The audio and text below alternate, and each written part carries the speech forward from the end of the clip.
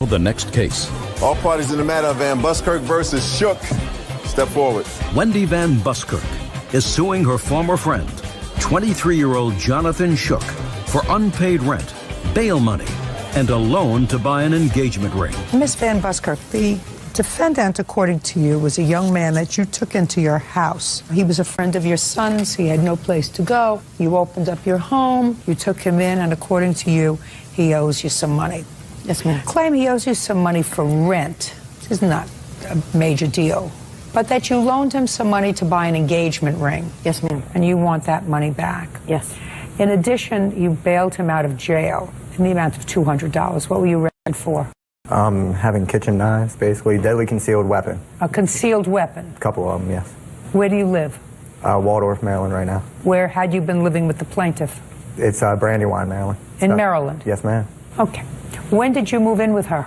I'd say right before the winter of 2008, I believe. I'm not exactly sure. And where is her son now? You were a friend of her son's. Right now, in jail in not Ocean City, but Atlantic City. How long has he been in jail? About a month. What is your son in jail for? Assaulting a police officer. A couple other things. Couple other things. I'm not exactly sure, but it's... Well, he didn't start out just walking up to a police officer and assaulting him. It had to be... No, ma'am. No, ma'am. And I assume he's incarcerated pre-trial. Yes. Does he have bail? Yes. How much is his bail? $1,000. Did he ask you to bail him out? Yes, he did. And why didn't you? Well, it started off at $7,800. It's been reduced to $1,000, and unfortunately I didn't have the money at first, and I plan on getting him out this Friday.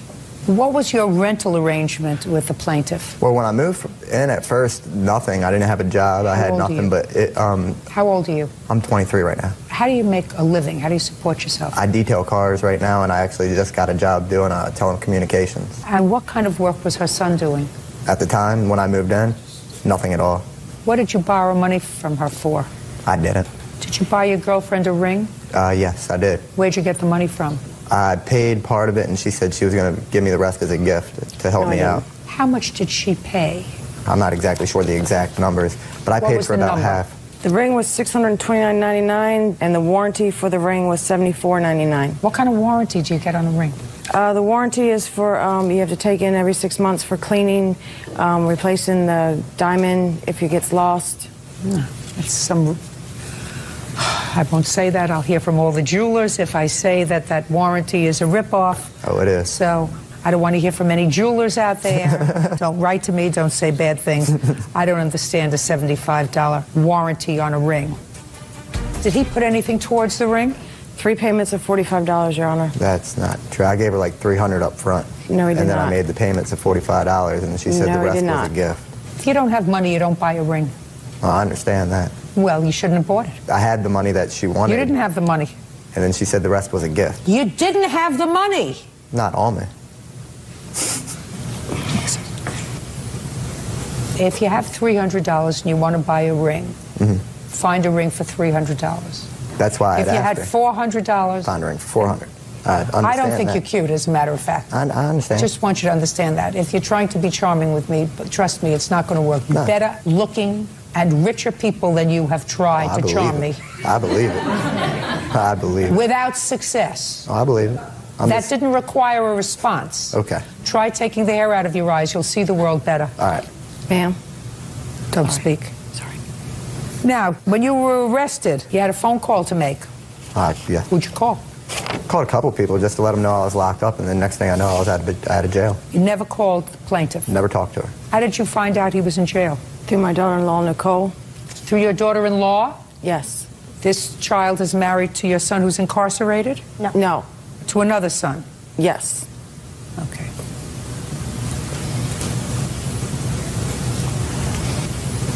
How did you find out he was in jail? I was with him when he got arrested. What were you all doing? We were walking down the side of the road trying to keep him from going inside the road. Explain that to me. Look at me when you explain it to me. He was just upset, and... He was upset about what? I don't exactly remember about what. Something that was stressing him out, and he was just walking in and out of one of the main roads, so we were just walking next to him, making sure he didn't get hurt. Me, Johnny, and a friend of his that was with us. So he was trying to walk in traffic? He was just walking in the road. We were walking on the side of the road. He just happened to walk in the road. We were just walking with him down the side of the road. And the cops ended up coming up saying that he was impeding traffic and he had a whole bunch of knives on him. Was he high on drugs?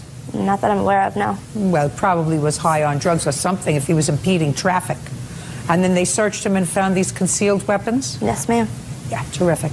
Now, what did he say when he called you? I assume he called you from jail?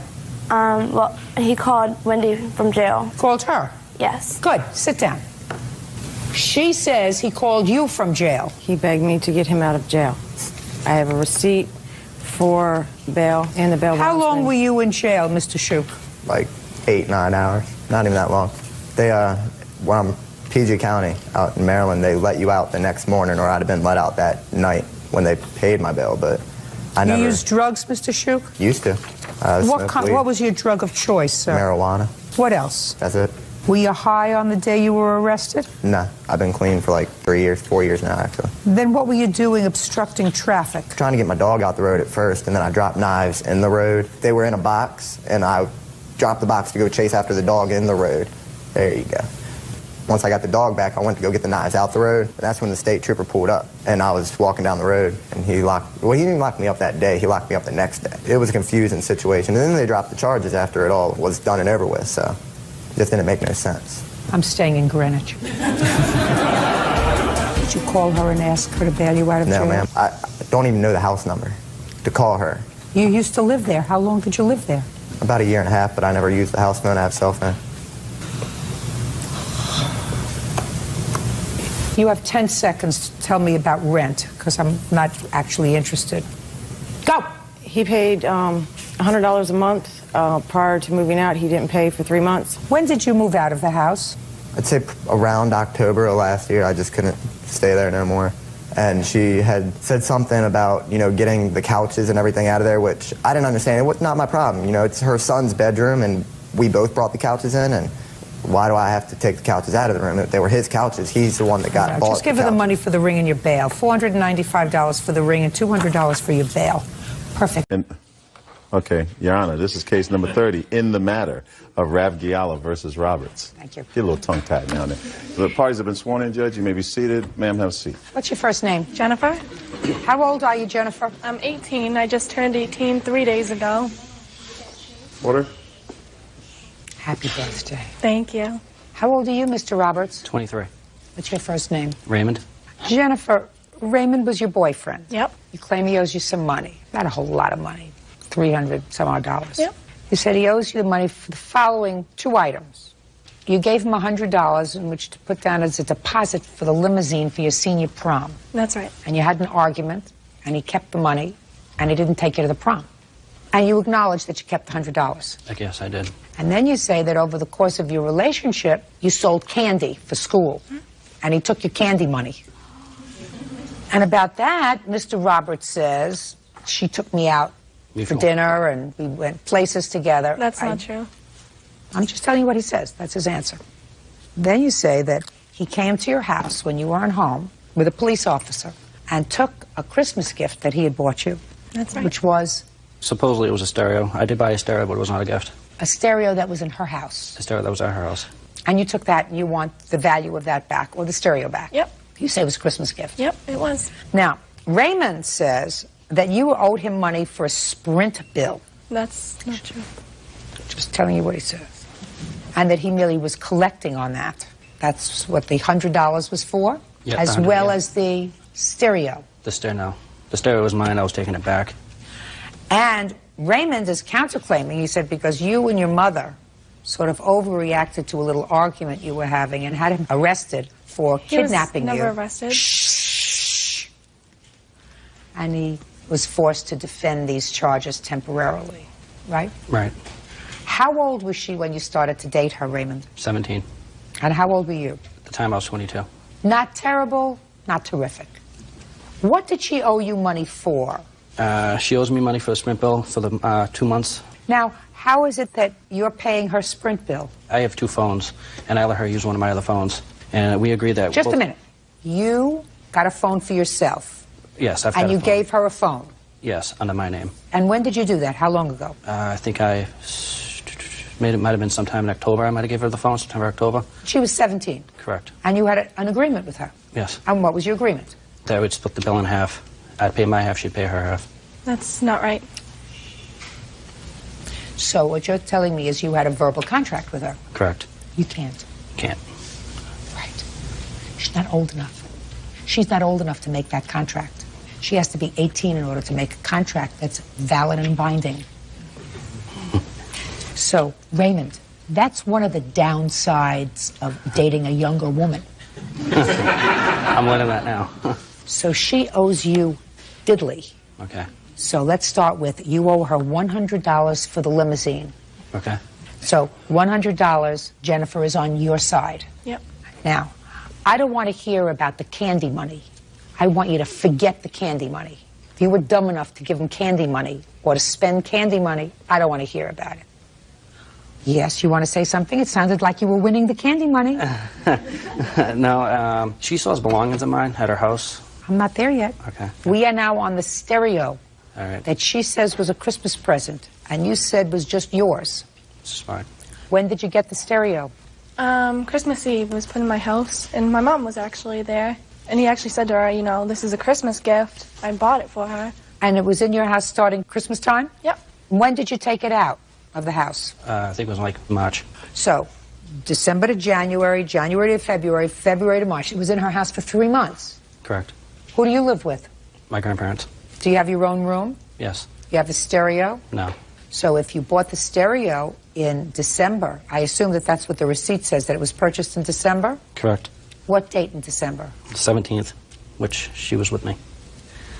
If it was purchased in December and you don't have a stereo in your room, why didn't you take it to your house? I was letting her use it. Baloney. Let me see the bill. You have the perks of a younger woman, you have to have the plagues of a younger woman. Plague is she's not old enough to make a contract. Okay, so this whole thing cost $189? Correct. Where's the stereo now? At my house. In your? In my room. In your room? In my room. Where it would have been from the very beginning if it was bought for you. Now, a couple of other questions just for my own information, sir. What did Jennifer get you for Christmas? Electric shaver and a couple of shirts. A couple of shirts? Yes. What did you get for Jennifer for Christmas? See what I mean? Got where I'm going? Yeah. Raymond? Got where I'm going? Yes, I do. Good. So we have $289 on your side, because now Raymond gets it. Right, Raymond? Yes. Didn't think fast enough. Yeah. Now we're going to get to your counterclaim. Okay. You had an argument in the car. Correct. What date? March 5th to be exact. And the argument was about your being cheap? If you want to put it that way. What? If you want to put it that way. Well, that's what it was about. You're being cheap. You're mooching off her. I mean, I read the complaint. No, I wasn't mooching off her. I was just asking her for, you know, simple money for the bill. That's all. That's what she was complaining. Don't play with paper around me. So you're having the argument in the car. Correct. And what happened? We got in a major argument about money, about the Sprint bill and everything. And she said, oh, I'm not going to pay for the bill. I don't have to pay for the bill. You know, I was like, well, you used the phone. You know, I think you should be responsible for the charge if you're going to use the phone. And she said no, and I says, fine. You want to be that way towards me? I will take the limo money, and I'll use that limo money to cover your part of the bill since you want to pay me the money. And we'll take it from there. It'll be fine. Well, from that point on, she decided to call her mother and say I was threatening her. Made a huge big deal out of everything. She said, bring me home, bring me home, bring me home. I said, fine, I'll bring you home. When she told me she wasn't going to pay the bill, when she was on the phone with her mother, I actually called Sprint, and I had the phone shut off right then and there. And I guess that's when her mother panicked and decided to call the state police and the cops, and I had the cops. That was really stupid of you, Raymond. Yeah. Girl is talking to her mother, Yeah. right? So her mother knows she's safe, she's well. You pick up your cell phone and you call Sprint and you say, cut off the other number? If that was my phone, I was. how could I cut it off? Listen, don't speak. I I'm was not not- talking to you. All right. I was not expecting them to shut off right then and there, because I didn't think they could shut off. What the did you phone with say to phone them service. to have them shut it off right then and there? I asked them if they could curious. shut off the service, and no, basically you can't have incoming or outgoing calls. And they said, okay? They said fine. I didn't think they could do it during a phone call. My mistake. Well, you found out that they could. Yeah, I did the hard way. Tell me what happened. Were you arrested? Were you No, I charged with anything? No, I was not arrested. Well, then what happened? So Just what the embarrassment of a false restraining order because... Okay, so they took out a restraining order against you? Took out a restraining order on me a couple days later. You have a copy of the allegations that you made in the restraining order? Raymond? Yes. You ever been arrested before? Long time ago. How long ago? Maybe 4 or 5 years ago, maybe. Yeah. Nothing since. Nothing. You work? You have Yes, I a work. nice job? Decent job. What do you do? Actually, I'm training to be a manager at McDonald's right now. So you're working at McDonald's? Correct. Okay. You don't look like a bad guy, Raymond. You don't look like you have a bad temper. Does he have a bad temper? Oh, yes. Never touched you, did he? No. You have a bad temper? No. Huh? No. She have a bad temper? She has her moments. she has her moments Yeah. that she When can I'm flip with out. you. Oh. Well, either you have a temper or you don't have a temper. You understand? Daughter sometimes has a temper? Yeah. Sometimes.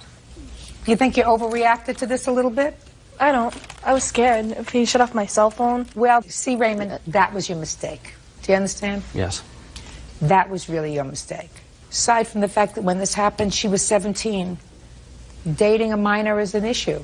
I can imagine how her mother felt. She's talking to her daughter. Her daughter's a 17-year-old idiot who's in the car, is having a fight about whatever. And all of a sudden, no, don't speak. And all of a sudden, that conversation is interrupted and she can't get back to her daughter. One day you'll have a daughter. You will understand what that must feel like. You understand? Yes. The charges were dropped on this protective order? Yeah. 2 weeks later on the date that we're supposed to, see if it was going to get extended or not, it got dropped. Right. Because everybody got cooler. Good. Okay. So, Raymond, next time you'll be smarter. Next time, pick on somebody your own age. You'll be much happier. Look at their birth certificate. Make sure that they're 18 or over before you make a contract with them. Understood? Understood. All right, you get $289. $100 for the limo, $189 for his Christmas present that he took back.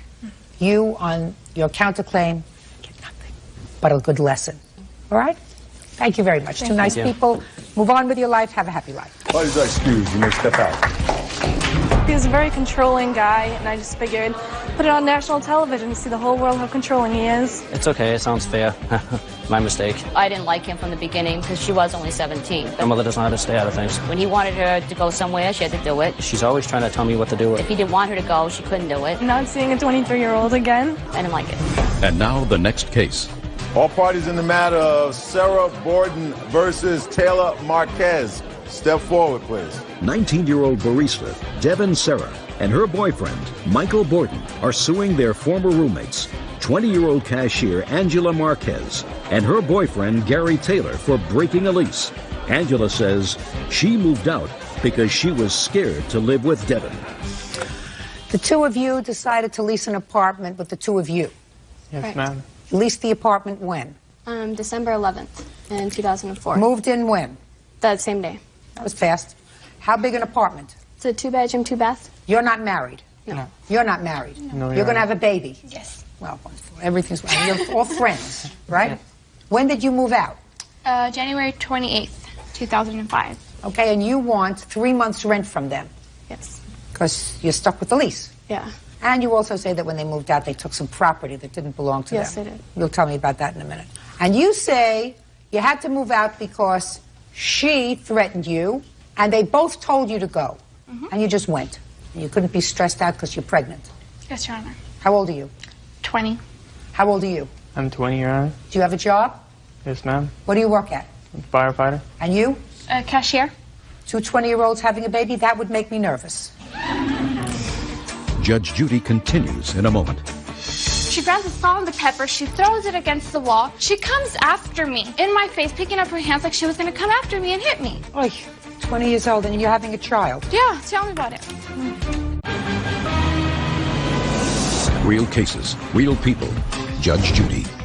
Devin Serra and her boyfriend Michael Borden claim former roommates Angela Marquez and her boyfriend Gary Taylor owe for breaking a lease. Okay. Are you still living in the apartment? Yes, we are. Do you have new roommates? Not yet. How much is the rent? $8.65 a month. What do you do for a living? I'm a barista. A what? A barista. What's a barista? I work at Starbucks. Cashier, make drinks. Yeah, they make burritos and stuff. No, barista. No, really, seriously. A what's barista, yeah. Is that what it's called, a barista? Yes. So you work at Starbucks full-time? Part-time. What else do you do? I'm a student. How much do you make from working as a barista? I make $7.20 an hour. How much do you take home every week? Every 2 weeks, I make about $200. And that's what you support yourself on? Myself, yeah. And what about you? Seasonal firefighter. Seasonal firefighter. Seasonal firefighter. What does that mean? Work with the Forest Service, so I wildland firefighting, just for the summer. What do you do the rest of the time?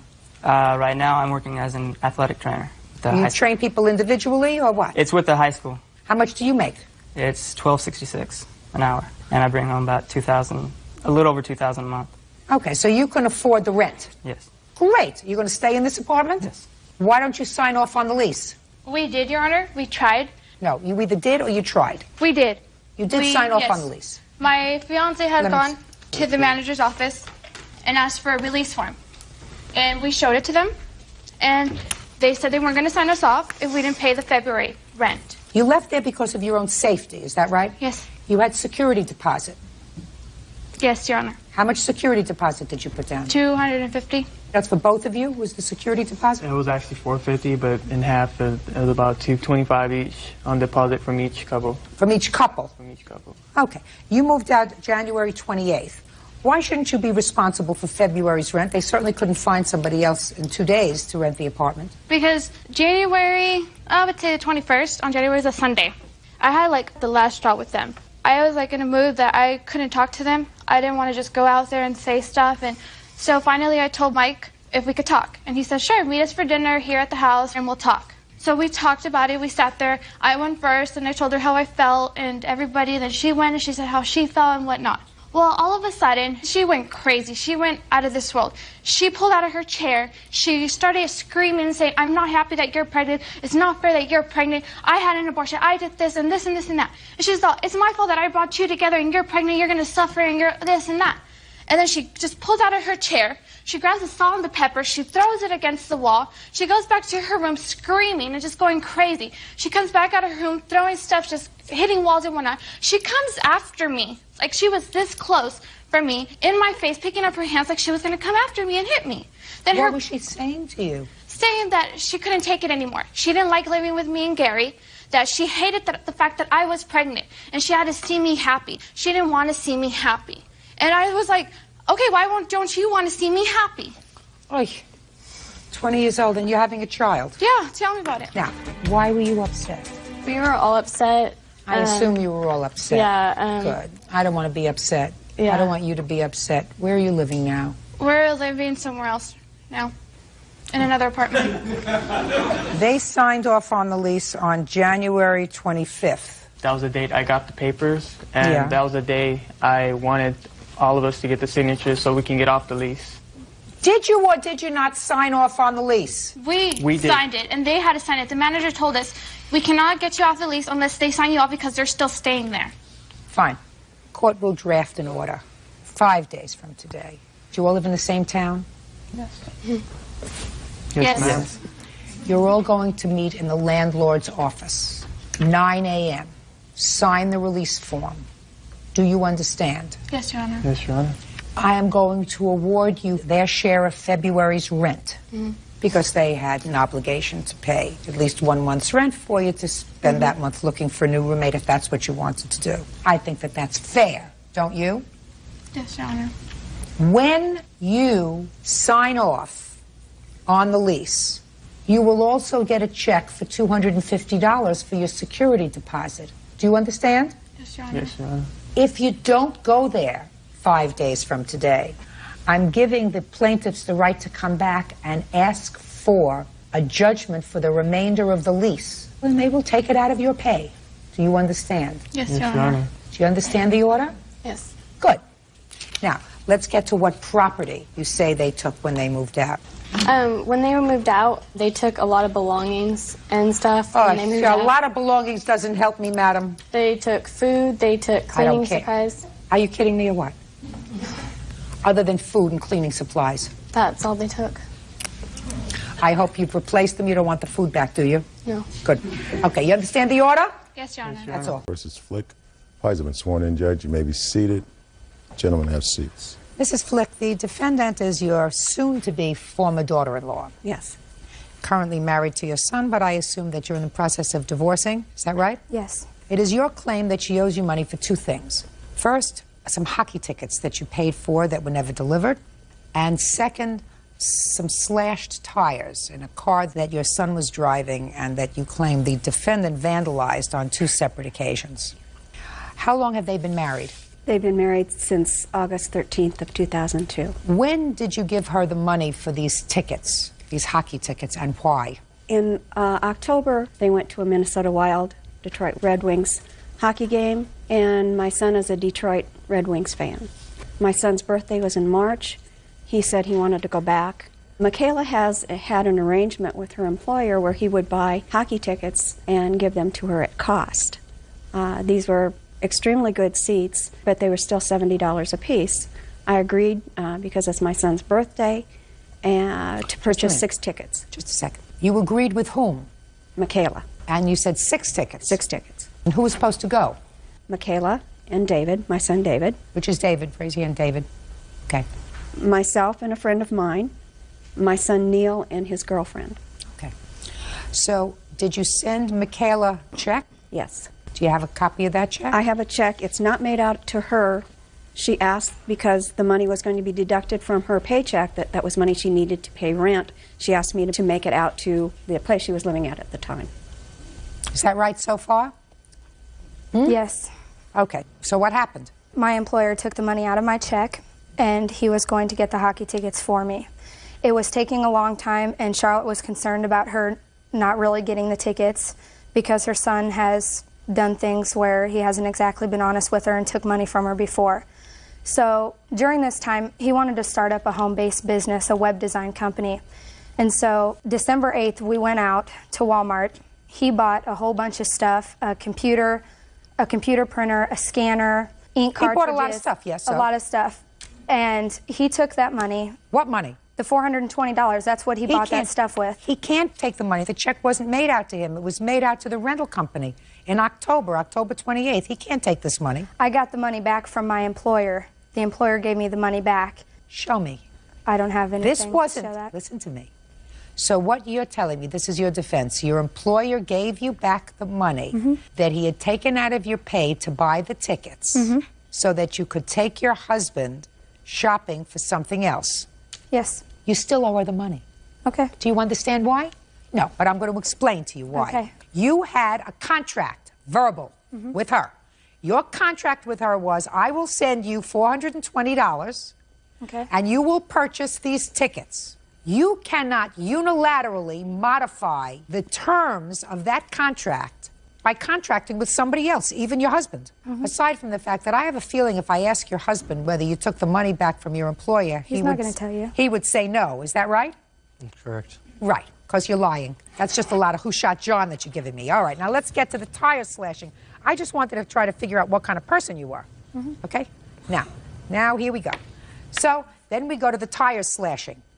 The first one was January 27th. Of 2003. Of 2003. And the second one was February 13th of 2003. Who saw the incident of the 27th of January 2003? My son, Neil. Neil, would you come up, please?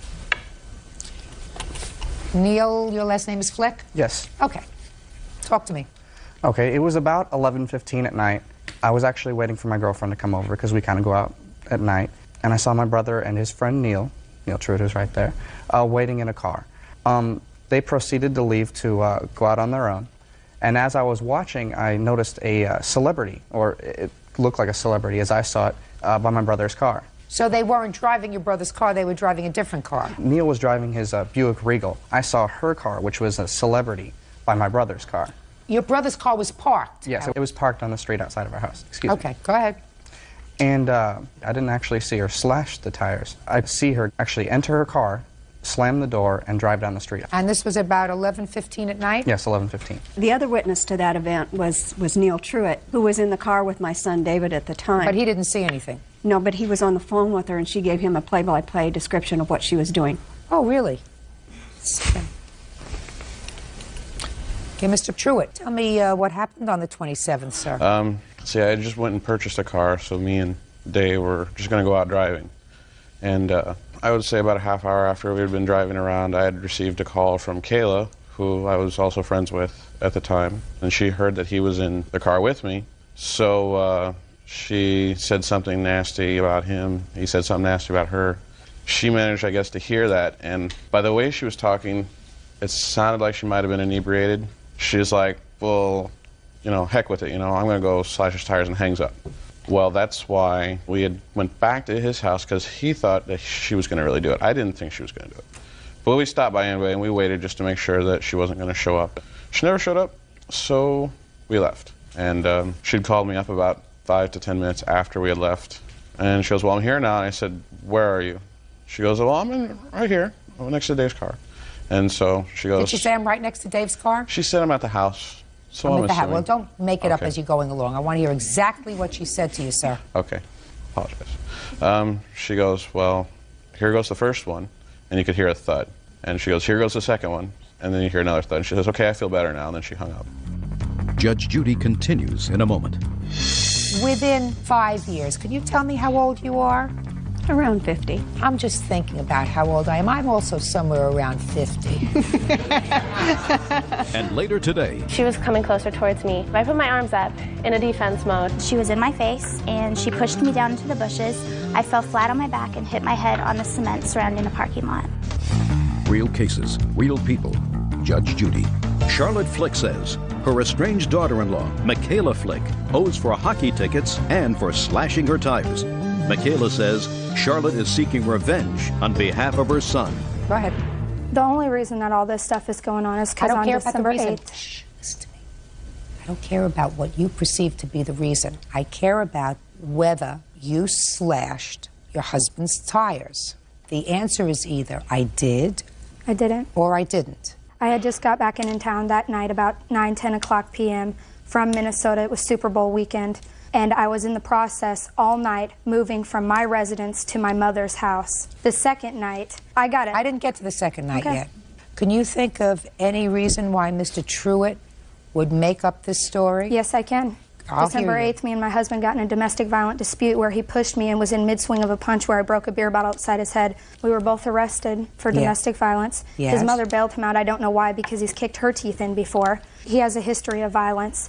I found out that Neil, after this incident, my best friend of 7 years, was hanging out with Dave. Dave has a coke problem. I was getting on Neil's butt, wondering if he was into that now because he's my best friend and I care about him. Dave has a history of violence and a history of lying. He's done it his whole life. He's ran people over with cars. His little brother had to pry him off me while he was strangling me one time. So Dave, it's the same. So it's the shh. Okay. And based upon what you're telling me, his brother's testimony is false as well for the same reason. Yeah, I was not at that house. For the same reason. And you can't think of anyone else who might slash his tires. Let me ask you this question. Prior to December of 2002, how many times had the tires been slashed on your car? None. Never? Never. And within 5 years, can you tell me how old you are? Around 50. Good. So in 50 years, nobody has ever slashed your tires. I'm just thinking about how old I am. I'm also somewhere around 50. And I, for many, many years, lived in New York City. Nobody ever slashed my tires. Now I'm going to ask you the same question. I know how old you are. Then it ain't necessary to be said, right? Yeah. No. That's not necessary. How many times did you have your tires slashed on your car? Never. Never? Never. So isn't it sort of coincidental that probably we have 100 years over here? Mm-hmm. And only after this domestic violence dispute that you had with your soon-to-be former husband do her tires get slashed, not once, but 2 times. Isn't that coincidental? No. Well, you may not like the coincidence, but if you understood what the word meant, you would understand that it is coincidental. It is coincidental. You may not like the ramifications of it, but the word that you would use under those circumstances, madam, is coincidental. Let me hear about February 13th, please. February 13th, which we kind of expected something to happen. That would have been their 6-month anniversary. David went out and got into his car and found out that his tires were slashed at that time. About 5 minutes later, he got a phone call from Michaela. Well, then I don't want you to tell me about that. He will have to tell me about that. Stand up. Go ahead. I went out to my car after I was hanging out with a couple of my friends that night, and I got in my car, drove about half a block before both my tires went flat. And I got back home, called the police, and after maybe about 20-25 minutes, she called and just tried to make small talk to basically get me riled up, I would assume. But she didn't say anything about your tires? She didn't say anything about the tires, but... Okay, fine. Get over it. Okay. Get over it. You're supposed to act like grown-up, Miss Flick. Mm-hmm. How old are you? 21. This is your first marriage? Yes. You don't celebrate your 6-month anniversary with your soon-to-be ex-husband by slashing his tires. All night. Right. With my brother, who's right here. Was she there, as she said? Yes. Right. Sure she was. Judgment for the plaintiff in the amount of $621.24. That's all. Goodbye. Parties are excused. You may step out.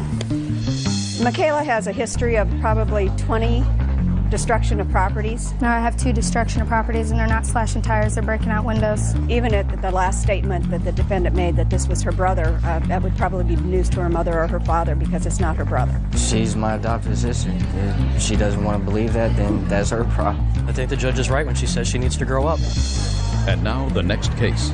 All parties in the matter of Edie versus Nevius, step forward, please. 24-year-old nanny, Heather Edie, is suing 20-year-old waitress, Jillian Nevius, for assaulting her outside a bar.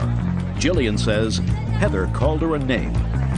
Miss Edie, it is your claim that the defendant assaulted you outside of a bar. You weren't seriously injured, but you want to be compensated for any medical bills that you have and for your discomfort.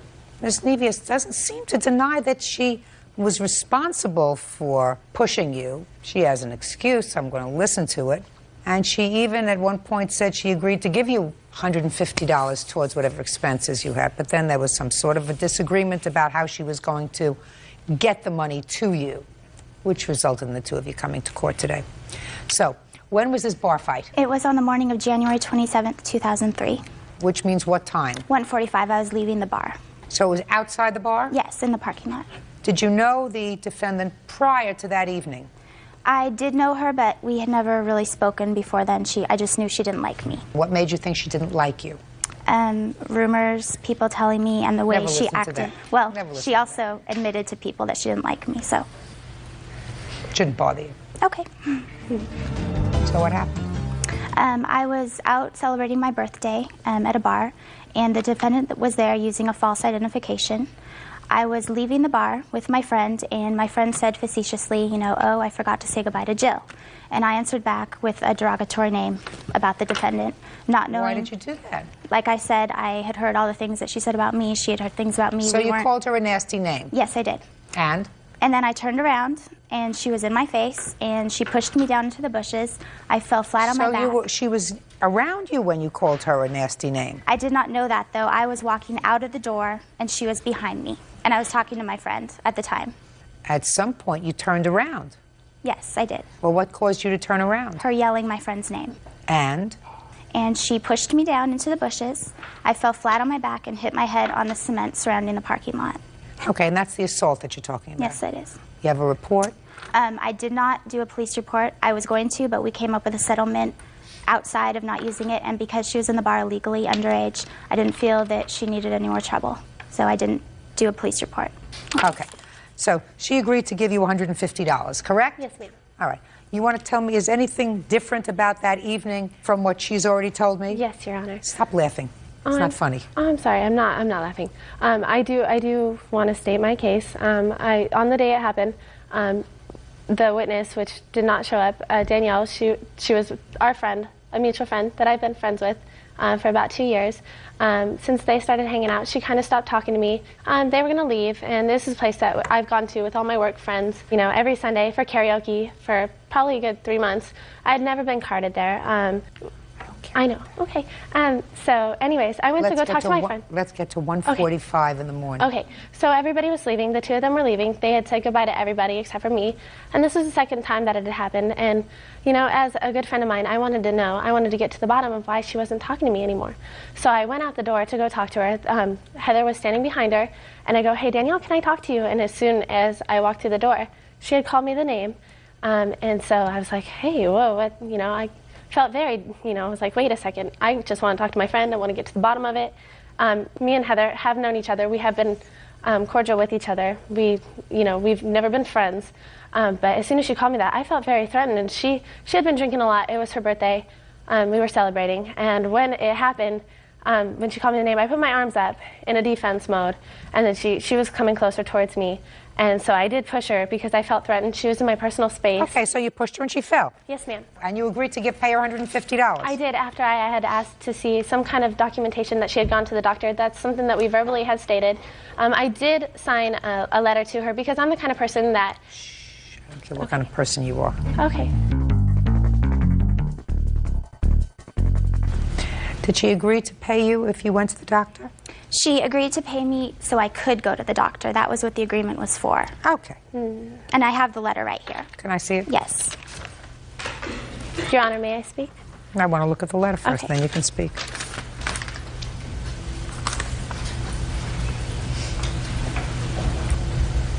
This doesn't say anything about going to the doctor. No, it doesn't. No. Okay. I had written the letter. She had called me many a times. I was in the process of moving. I didn't know what to do. Once I... You did it! I know I did. So do it! And I had... Okay, so there's more to this story, Your Honor. I have messages on my cell phone, which I didn't get a chance to dub, which I should have, but I didn't get a chance to. I'm interested what you didn't get a chance to do. The night that I was supposed to pay her, at the bar that night, her boyfriend did come in and threaten me, and that is why my witness is here. He's been through the whole thing. He was there the time it happened, after it happened, and she fell. I told her that she was faking because the way she fell, Your Honor, I mean, it was... You signed a note! Okay. She gave up the right to call the police and to have you charged with an assault or an attempted assault. You agreed to give her $150 so that wouldn't happen, and you didn't do it. So I don't care what happened with her boyfriend, with your boyfriend. I don't want to hear from either one of them. I hardly want to hear from you. Judgment for the plaintiff in the amount of $150. That's all. Parties are excused. You may step out. Ms. Woods. Parties have been sworn in, Judge. You may be seated. Ma'am, have a seat, please. Ms. Parks, you and the defendant were engaged to be married. He went off to the military. Your claim is that while he was away, you paid some bills for him. That when he came back from the military, he ended the engagement. You want to be reimbursed for the bills you paid for him, as well as your wedding expenses and a ring that you gave to him. Yes, ma'am. When did you become engaged? July 98. And when did you go into the military, sir? September 16th of 98. Had you been living together? Yes. You returned from the military when, sir? About December. Of 98? Yes. And it's the bills from September to December that you claim you paid for him? There were others prior to, or after December that I had paid. He went in for course school after basic training. Is that correct? December. Yes, ma'am. Okay, and when did you finally terminate the engagement? May or June of 99. Now, tell me about these bills that you paid for him. Okay. He moved in with me right before we got engaged. He had his bills forwarded to my parents' address, which we were living, right before he went into the military service. When he went in, the first bill came, and it was kind of hard to contact him. There was no connection. What bill was that?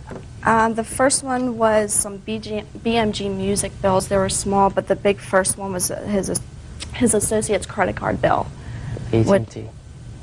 Yeah, AT&T, which was $496.78. So what did you do? You couldn't reach him? No, I couldn't reach him. I decided to pay it off, and as soon as I could get an email or an address from him, I would write him telling him the bills that I paid off and that I would expect him to pay me back. And I have here a list of the bills that I had paid and the letter and his letter returning to me saying that he would pay me back.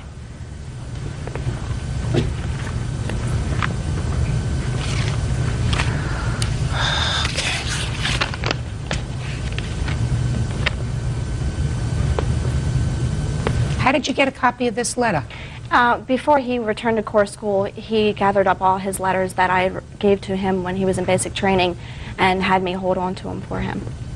Okay. So this is what we have, Mr. Woods. You are absolutely correct in your answer when you say that she chose to pay your bills, and she did that voluntarily. She acknowledges that she did that initially, but then you agreed to pay her back. I was thinking at the time, I mean, I was still very grateful that she did pay him. But I was thinking I was going to come back home, we were going to get married, we'd have... Because we'd also talked about before that, you know, we were going to have the same... Our bills were going to be our bills. The money that we made together was going to pay off these bills. I didn't never expect to come home, and what happened, happened. I'm sorry about all my bills that you're getting. You didn't have to pay off the whole thing, just the minimum payment. She didn't have to make the minimum payment. But clearly that's what you had expected. Don't worry, I will give you the money. I will help you with money when I get into a school, because you had some other bills that you were going to pay. Right. That they took out. So clearly, you tell her back in October of 1998, okay, that you were going to reimburse her for this money. Relying on what you say here, she continues to pay your bills because you promised to pay her back. Right? Right. Now, so that's point number one. Point number two, sir, is that you say that you didn't anticipate that this was going to happen. You anticipated getting married, and that your money would be joint money. It would be there as joint money to pay off bills.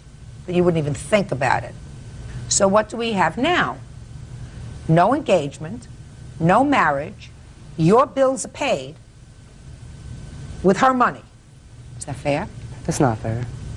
So why didn't you start paying her back some money? I wanted to, but I mean, we were still together at the time.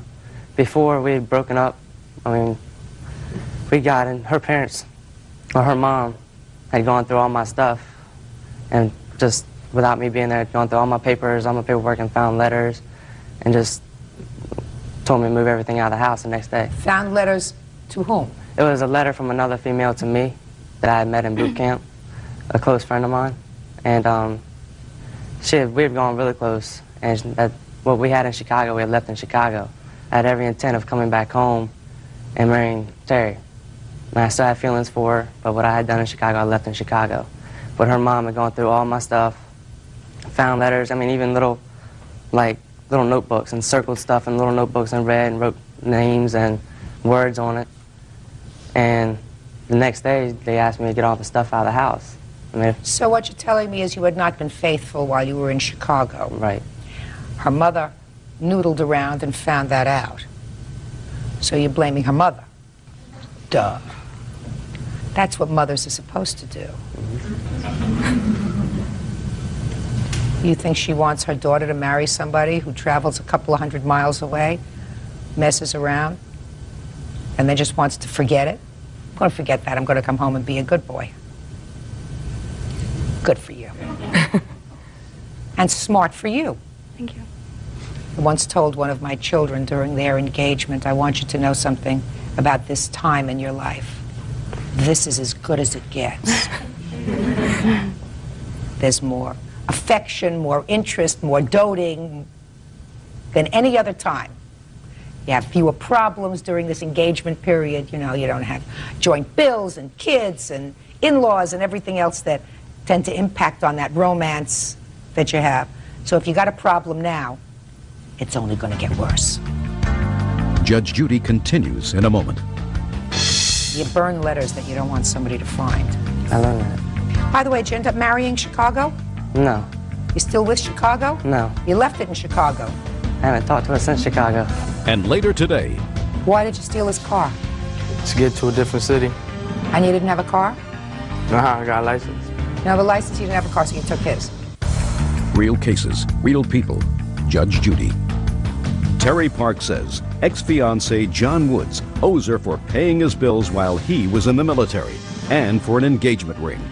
Let's get to the wedding bills, because there is no real clear-cut legal decision with regard to the wedding bills, your wedding dresses, your bridesmaid dresses, and that sort of thing. You think that you have any responsibility whatsoever, at least partial responsibility, for the expenses that she incurred towards the wedding? No, ma'am. You don't? No. Why not? Because before we had even broken up completely, I had asked for the ring back. She didn't have to give it back, but she did. And from there, we were still dating afterwards, and we had already planned to push the wedding about a year later. But she had already taken care of these dresses, David's bridal final payment in October. Right. That's before. You're still in Chicago, being unfaithful, while she's paying for the wedding dress. You understand? Mm-hmm. Now, when did you find these letters, these Chicago letters that he wrote to somebody else? In what month? In June. In June? Of 99. Oh, well, David's bridal was in March of 99. So you're still going full speed ahead with the wedding plans. Right. So now I'm going to ask you again. There were certain wedding expenses that she had. Why don't you think you're responsible for at least half of those wedding expenses that she incurred during the time that she really thought that you were going to get married and only you knew that you had been messing around? Because, I mean, for the bridesmaids' dresses, I always thought that the bridesmaids bought their own dresses. And I Did they? They're supposed to. All but 3. What do you mean all but 3? One had to be shipped out to Texas, and the 3 girls that could not make it to the shop with me, I paid for at that time. Which they should have paid you in return. By the way, did you end up marrying Chicago? No. You still with Chicago? No. You left it in Chicago? Yes. I haven't talked to her since Chicago. Okay. Just some words of advice, Mr. Woods. You burn letters that you don't want somebody to find. I learned that. Keeping them makes a statement. Okay. He is not responsible for the ring. He is responsible for only half the cost. I believe that that's fair. Half the cost of what you laid out for a wedding that subsequently didn't come off, even if it wasn't his fault. In this case, it was. So I'm deducting that from your total amount of bills that you are submitting, none of which he disputes. He just says he didn't ask you to pay him. He may not have asked you to pay him, but he told you that he would repay you, and based on that, you continued to pay the bills for months after that. So I am not awarding you the full amount of your request, which was some $2,400, but I am awarding you $1,908.20. Judgment for the plaintiff. Thank you. Parties are excused. You may step out. Before things happened, our parents were always in our relationship. I mean, personal things, I mean, our sexual relationship. The whole family always knew about it because of her mother. I wasn't that meddling, but I smelled a rat, so I went looking for evidence. And I did, I found it. I hurt her bad. I didn't want her to get all the money, but I feel I was responsible for the bills that she paid, so hopefully she's happy with the money she got. Always listen to your mother. And now the next case. All parties on Kramer versus Cornejo. Step forward, please. 16-year-old William Kramer Jr. and his father, William Sr., are suing 15-year-old student Giovanni Cornejo and his mother, San Juana Cornejo. William Jr. says Giovanni stole his CD collection when he stole his car. Who are you? I'm his parent, his father. Why don't you have a seat, please? You're his mother? Yes. Why don't you have a seat, please? Mr. Kramer, you went to work, according to your complaint, at 5 p.m. on December 21st? Yes, Your Honor. And you parked your car in the parking lot? Yes. And the defendant stole your car? Yes. You admit that you stole his car? Yes. What time did you steal his car? It was between the hours of 9 to 11, somewhere around there. Why did you steal his car? To get to a different city. Well, where were you going? Grand Rapids. It was a different city. And you didn't have a car? Nah, I got a license. You didn't have a license, you didn't have a car, so you took his. Okay. And there came a time when you were stopped by the police? Excuse me? There came a time when you were stopped by the police? Yes. And what time was that? I don't know. I don't know the times.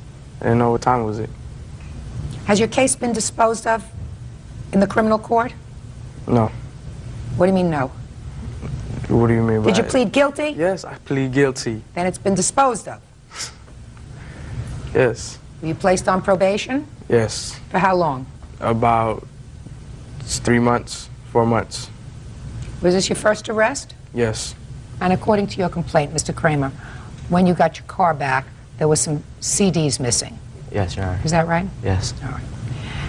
Mr. Corneo says that he stole your car, but not your CDs. Yes. When were you notified that they had found your car? It was about 11 p.m. And where were you called, at home or at work? I was at work. The police came and got me, and they escorted me to where the car was. How far away from your place of employment was it?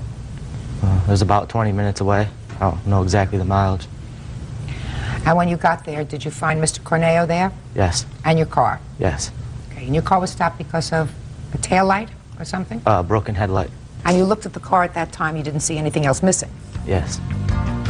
Judge Judy continues in a moment. This is sort of an apology, but I hope you've learned your lesson that you should watch out how you handle your keys the next time. Your Honor, his keys were right there in the ignition. Real cases, real people. Judge Judy. 16-year-old William Kramer Jr. says 15-year-old Giovanni Cornejo stole his car and his CD collection. Mr. Corneo, from the time you stole this car, I want you to tell me where you went. Stole the car, and then I went to this gas station, I think in Byron Center. Yes? We went to the gas station, and I was on my way to... You went to the gas station for what? To put in some gas. He was almost on empty. Okay. So Is that true? Yes.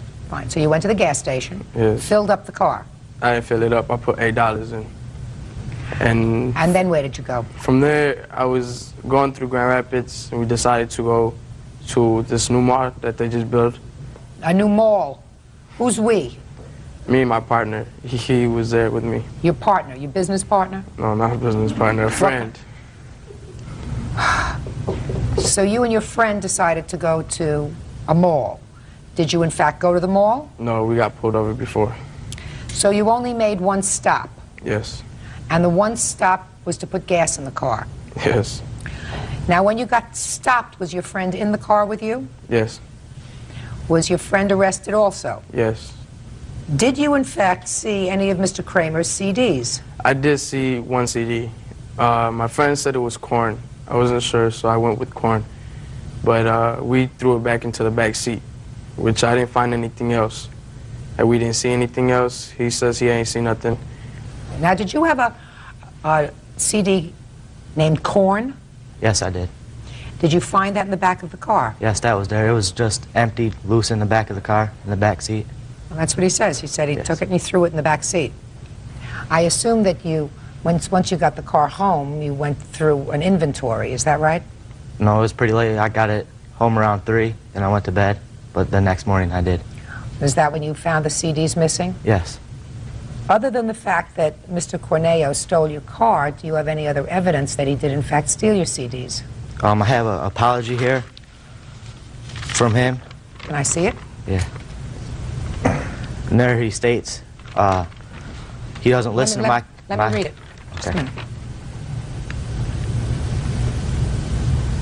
This is sort of an apology, sort of. You say to Mr. Kramer in your letter of apology, which I assume you were ordered by the court to write? Yes. Of course. I love this judge. I have one thing to say to you, is that I hope you've learned your lesson, that you should watch out how you handle your keys the next time. Your Honor, I didn't mean it as in, like, he was a dummy, he's doing it. I just meant it just because... Where were his keys? His keys were right there in the ignition. That's not too clever. Was his car open? Yes, it was open. It was unlocked, but not... Doors weren't open. But it was unlocked? Yeah. So, Mr. Kramer, you parked your car in the parking lot and you left the car unlocked. And you were gone from your car for at least several hours before Mr. Corneo stole your car. Yes. Anybody could have gone in the car and taken your CDs, sir. Yes. Right? But in there he says he doesn't listen to my kind of music, so you would have to have seen the CDs in there to check what kind of music. He saw one. He said he took out a corn... I never heard of that. Do you ever hear of corn? Yeah.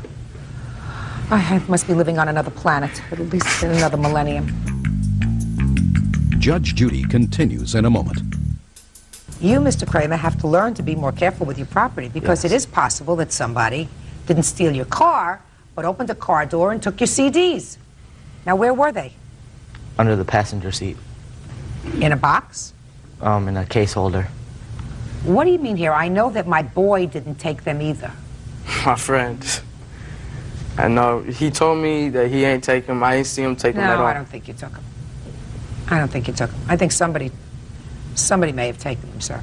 All right, in any event, Mr. Kramer, there is insufficient evidence for me to find that he, in fact, did steal this property, so I must dismiss your complaint. That's all. Parties are excused. You may step out. Sworn in, Judge. You may be seated, ma'am. Have a seat, please. Miss Bell, Mr. Fisher was your boyfriend. You're not together anymore, and according to your complaint, he maliciously called the police, told them that you were threatening suicide. They came to your house, they took you to the hospital. You were later released, but you want him to pay the medical bill. Right. Mr. Fisher says he was worried. Right? Yes. Okay. First tell me, when had you been dating? Over what period of time? From May of 2002 through December. And when was this telephone call made to the police? On August 29th. August 29th of 02? Yes. Tell me about it. That night, Gerald and I had gotten together and we were talking about a previous case. And previous case of what? Domestic violence. What previous case of domestic violence? The week before, he had thrown a bottle at my car and damaged it, and I made a report to the police. So you'd had a fight the week before? It wasn't a fight. Were you in the car when he threw something at the car? I was driving away from him, and he was upset, and he threw the bottle. The night of this incident, he was upset that I had done all that, so he tried to bribe me. You mean he was upset that you had called the police? Yes. And he was Where were you when you were having this discussion? We were at my apartment. Had you gone out for the evening? No. Did you have a date with him that night? No, we got together that night just to discuss the situation. Tell me about the discussion. Through the discussion, he was trying to bribe me into dropping the domestic violence case, and he was telling me that his mother had called the police on me and told them that I had driven through his yard. Did the police ever come to see you about those calls that were made by his mother? No, ma'am. So you don't know anything about it? That's the only thing I know from what he told me. And then you called the police on him because he threw a bottle at your car. Did he damage your car? Yes. Got together to talk about this incident, and then what happened? Then I told him that since I hadn't been contacted by the police, I would only want to talk to him after they do and go through court with that. So he was upset he couldn't get another response out of me, and I asked him, are you ready to go home? So I drove him home. And on the way there, it was quiet at first, and then he started telling me, oh, you're nothing without me. You may as well go kill yourself. And so I stopped the car, and I made him get out. How far away from his house did you make him get out? Oh, gosh. It was about halfway there. And about how far away was that from his house? 7 blocks. Excuse me? 7 blocks. 7 blocks. Thank you very much. Okay, so you let him out, and what's the next thing that happened to you when you got home, Miss Bell? Before I went to bed, I received a phone call from a dispatcher saying that someone had called on me and that the police would be on the way. Someone had called on you about what? A concern that they had had. She didn't exactly explain it to me over the phone. Okay. Go ahead. And she told me that also that the police were on their way and that they couldn't find the apartment number. And the police did arrive? Yes, they did. When the police arrived at your apartment, what happened? They questioned me about the incident in the car.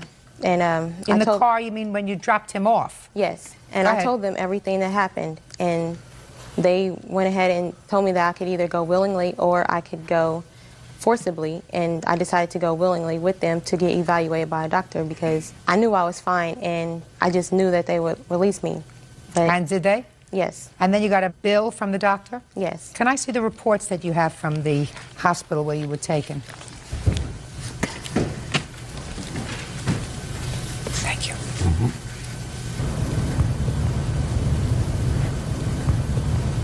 Miss Bell, you admit to the doctor that you did say to him, when he said to you, you're worthless, you're nothing, you admit to the doctor that you said, fine, I'll just go ahead and overdose on ecstasy, that's what you said to him.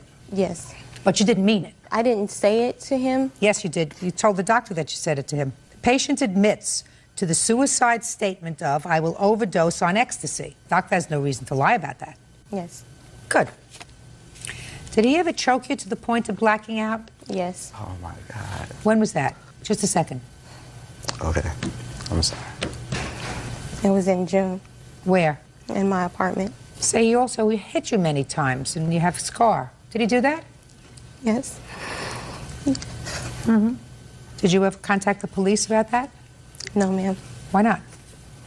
I never even thought about it. Did you do any of those things, Mr. Fisher? Yes, we did have a once or twice 2 physical conflicts. Why did you do that, Mr. Fisher? Okay, first and foremost, Miss Selena Bell is the type of person where she can talk to you at one point and she will drive you to do another. I mean, I am the type of person, I am cool, calm, collected. Why'd you hit her? Why? We're in a relationship and she brought other people into a relationship, basically disrespected me and cheating on me, so I got basically fed up with it. And you hit her? Yes. What about the choking her? I believe we were playing at that time, and as far Playing? as yes, as far as the hitting, I hit her in the shoulder, and as far as the choking, she never did black out. Judge Judy continues in a moment. I'm somebody that if you feel as if has trotted on your manhood, you just have to stand there and take it and not use your hands. Do we understand each other, Mr. Fisher? Yes. Good!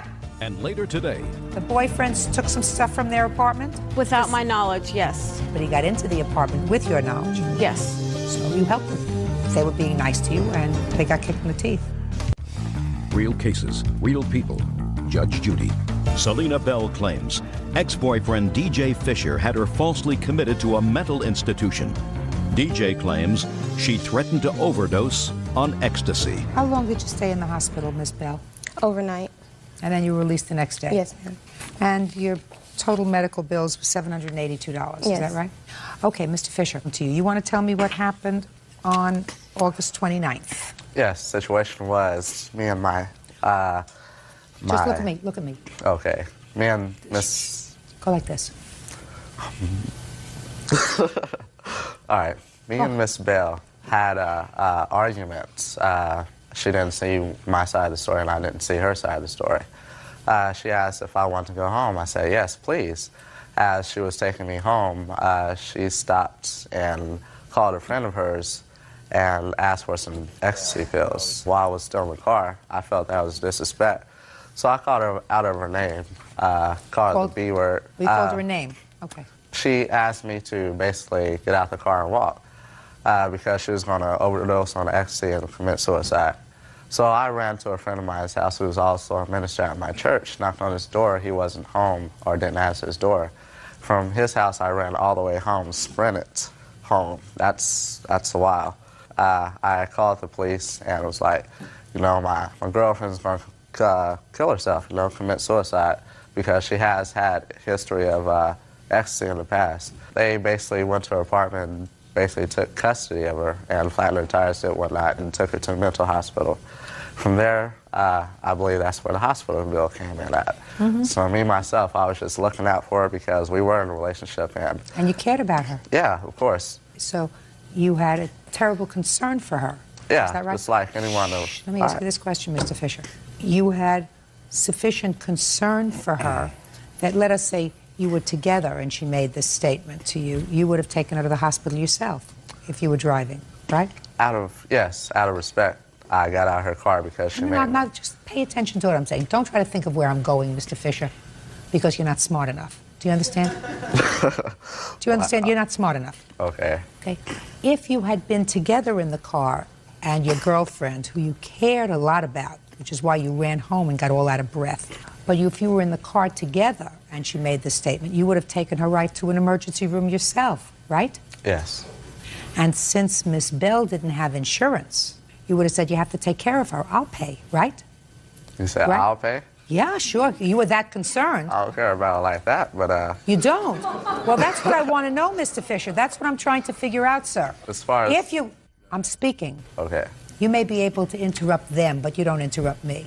All right. Because I'm entitled to disrespect you if you deserve it. Okay. You got it? Yes. And you can't do anything about it except whine. We understand each other, Mr. Fisher? Yes. I'm somebody that if you feel as if has trotted on your manhood, you just have to stand there and take it and not use your hands. Do we understand each other, Mr. Fisher? Yes. Good. Now, so my question to you is, you cared about her enough to call the police and have the police go to her house, But you didn't care enough about her that if you were together and somebody said you have to pay to admit her to the hospital, you wouldn't pay for her, right? I mean, that's her own thing. If she wants to, I ain't got nothing to do with me anymore. Well, if it had nothing to do with you, then what did you call the police for, Mr. Fisher? I felt like that's the only way out, or way to the situation I had. Did it have anything to do with the fact that she had called the police a couple of weeks earlier on you? No, it didn't. No. You were genuinely concerned? Yes. Okay. Now, Miss Bell, back to you, madam. This incident happened, according to you, on the 29th of August. And according to you, you and the defendant were boyfriend and girlfriend from May of 2002 until December of 2002. Is that right? We were on and off. On and off and on and off means that you were together until December of 2002. Is that right? Correct. And why are you here today, madam? Because I felt like he did this out of retaliation. Then you should have sued him in September, October, November, He December. told me he was going to help pay for it. Oh, did he? Yes. Oh. Well, tell me about that, Miss Bell. That's different. I would bring it up, tell him that, you know, I just got released from active duty in the military, and, you know, I got released because of this incident. You know, I was security forces, and they don't want me being armed because of this suicidal situation. Excuse me. Nah, interrupt, please. No. All right. Would you just get to when he said he would pay the bill? He would say it a number of times during our relationship. Okay. You don't have a case for two reasons. First of all, because you did in fact make the statement to him, I'm going to kill myself with ecstasy. You acknowledged that statement to the doctor who examined you. But second and most important is that you continued a relationship with him for 4 months after this incident. 4 months. And if you honestly believe that he had called the police to be vindictive, to be vicious, then I don't see why a normal person would continue a relationship in any event. For both of those reasons, I'm dismissing your case. That's all. Parties are excused. You may step out. I was concerned for her safety. I mean, we were together. Anybody in a relationship would basically support each other. I'm tired of people messing up my credit, and that's all he was after, is trying to ruin me. I really don't know why I'm going through this situation, but... And now the next case. All parties in the matter of Nuno versus Torres. Step forward, please. Juanita Nuno is suing her daughter, Carolyn Torres, for a loan to bail her grandson out of jail. Juanita says she may lose her home to foreclosure. Ms. Nuno, this is your daughter, and according to your complaint, you made your daughter a series of loans. She hasn't paid you back. Your daughter says, yes, it's true that you gave her some money. They were gifts. You do that to all your relatives, and you're singling her out for repayment of these gifts because she had a fight with your other daughter. Is that right, Ms. Torres? Yeah, that's right. What did I just say? I owe her money, I guess. I don't know. Yeah, I don't know. They're gifts. To me, they're gifts. I heard what you just said. Are you okay? Yeah, I'm okay. Did you have anything to drink today? No, I don't drink. You use any drugs today? No, I don't. Well, then explain to me what your problem is, Ms. Torres. I don't have a problem. Who is that? My kid's father. Do you live with him? When I want to, I don't know, when I want him there, I guess. Step up, sir. What's your name? Anthony Torres. How long have you been with Miss Torres? About 20, 21 years, off and on. Do you work? Yeah. Does your wife suffer from a disability? No. Well, is there something wrong with her today? She seems to be out of sorts today. Well, because I don't think she should be suing me, that's why. Why did you agree to come here? I don't know. Did you discuss coming here with your wife, Mr. Torres? Yeah. Why did she come? Because it's a lawsuit and she needs to come. Juanita Nuno says her daughter, Carolyn Torres, owes for a loan for bail. Juanita says she posted her grandson's bond after he was arrested for burglary. Now, if you've been with Mrs. Torres for 20-some-odd years, then you are the father of this young man who got himself into trouble last year? Yes, I am. And the first loan, according to you, Miss Nuno, was for bail for your grandson. Yes, it was. What was he arrested for? The jack broke into a school. So he was arrested for burglary? Yeah. Did you call your mother and ask her for bail? Yeah. What did you say to her? He called her first, though. He called and I called after. Who called? I think my son called first, and then my niece called me, and then I called her back. And when you called your mother, what did you say to her? Bail him out. I don't have the money. And what did she say to you? She said, what happened? And I explained to her what happened. The jack broke into a school, so can you bail him out? She does everybody else, so I figured she'd do him. Why didn't you bail him out? Like I said, I don't have the money. Well, how do you support yourself? By his child support checks. Well, you live together. Why does he send you child support checks? Well, when I want to get, I'll call him. He doesn't really live with me. Miss Nuno, you really expect her to pay you back? Yes. From what? She applied for Social Security, and she was supposed What was the nature of her disability? She has arthritis in the spine. That's inherited. It comes down the line. All of us have it. So she applied for Social Security disability. Yeah. And they were going to grant it to her. All she needed to do was take a physical exam. So you expected her to pay you back out of her disability from the government? Well, not only from that, but from my son-in-law. And I believe him because he never lies. Well, did he promise to pay you back? He said he would pay me back. He would pay the bonds people, so that would be good enough. Is that right, sir? Yeah, that's right. So why didn't you pay her?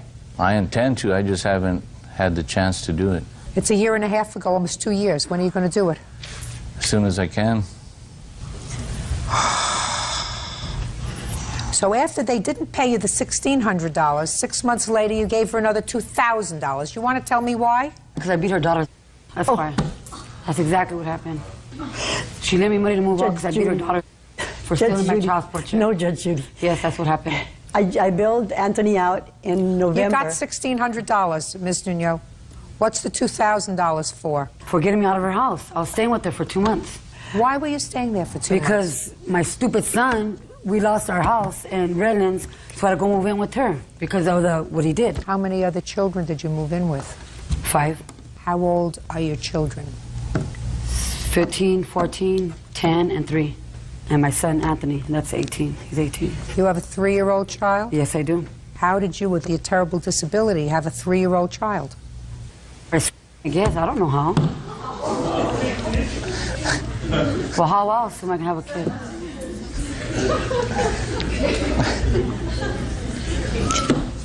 Judge Judy, you wouldn't believe it. You will not believe this. I had her put in a convent in Mexico. I had tried to educate her day one, and you know... That's what she went wrong when she sent me to Mexico. She never should have ever sent me to Mexico when I was 10 years old. Never. Do you have anything you want to say to me, sir? He didn't say nothing. No. I'm not speaking to Well, you. he's not going to say anything. I'm not speaking to you! He'll still won't say nothing, though. I'm not speaking to you. Well, I'm speaking to you. I'm telling you, he won't say nothing. Listen to me very carefully, Miss Torres. You've already shamed yourself in front of a lot of people. I don't care. You have a 15-year-old, a 14-year-old, a 10-year-old who can all understand everything that's going around them. I feel very sorry for them, and I guarantee you that if you live alone with your children now, I'm putting in a call to social services to go and monitor your home if these children are in fact living with you. Are they living with her? Are the children living with her? Yeah. Well, somebody's going to monitor it. You're not there, is that right? Most of the time, no. Well, listen, Miss Nuno, there is no question in my mind that having spent 10 minutes with your daughter, you had no reasonable expectation that that $2,000 was going to get repaid to you. Maybe the bail money, because you say that you had confidence in your son-in-law, and he says that he agreed to pay you back and he just hasn't gotten around to it yet. Mr. Torres, you have to find something to do with your time other than make children, sir. You have enough children. You have 5 children. And based upon what I've heard, you're not doing too well. And neither are your children. So you have to find some other way of occupying your spare time, like getting a second job, so you can support everybody, so they can all live together and not scam the government anymore. Do you... This is number 39 on the calendar, the matter of Pugach versus Gunasegra. Really. Parties have been sworn in, Judge. You may be seated. Gentlemen, have a seat. Ms. Pugach, what's your first name? Sandra. Mr. Gunasegra, your first name? Surya. How long had the two of you been dating? We dated for about 2.5 years. Did you live together? No. But it is your claim that while you were dating, you made a series of loans to him. Yes, Your Honor. Mr. Gunasegra says there were no loans, just the give and take of a normal dating relationship, and he acknowledges that you laid out some money for him. He said that that's part of the dating relationship. Is that right, sir? Yes, that's correct. Okay. When did you start dating? We started dating in October of 2002. And when was the first loan that you made to him? In July of 2004. 4. What was it for? It was for a trip. We went on a couple of trips after he got back from Europe after he graduated from college. And the first trip we made was with his parents to Canada. And when we would go out, I would pay. And he would always say, oh, when we get back and I get a job, I'll pay you back. And then we went to my hometown in Georgia, and I paid for the hotel, and we went out to dinner, and he said that he would pay for half of it when we got back, and he got a job. Well, did he ever get a job? No. Huh? No, Your Honor. He never got a job? Not until recently. What's next? In August, I went to Barcelona to study abroad for the semester, and I thought he was going to stay home and get a job so he could finally get the money to pay me back. And I would question him on if he's been applying to jobs. He would say he would go into interviews, so I figured he was on a line to get a job eventually. Hopefully sooner than later.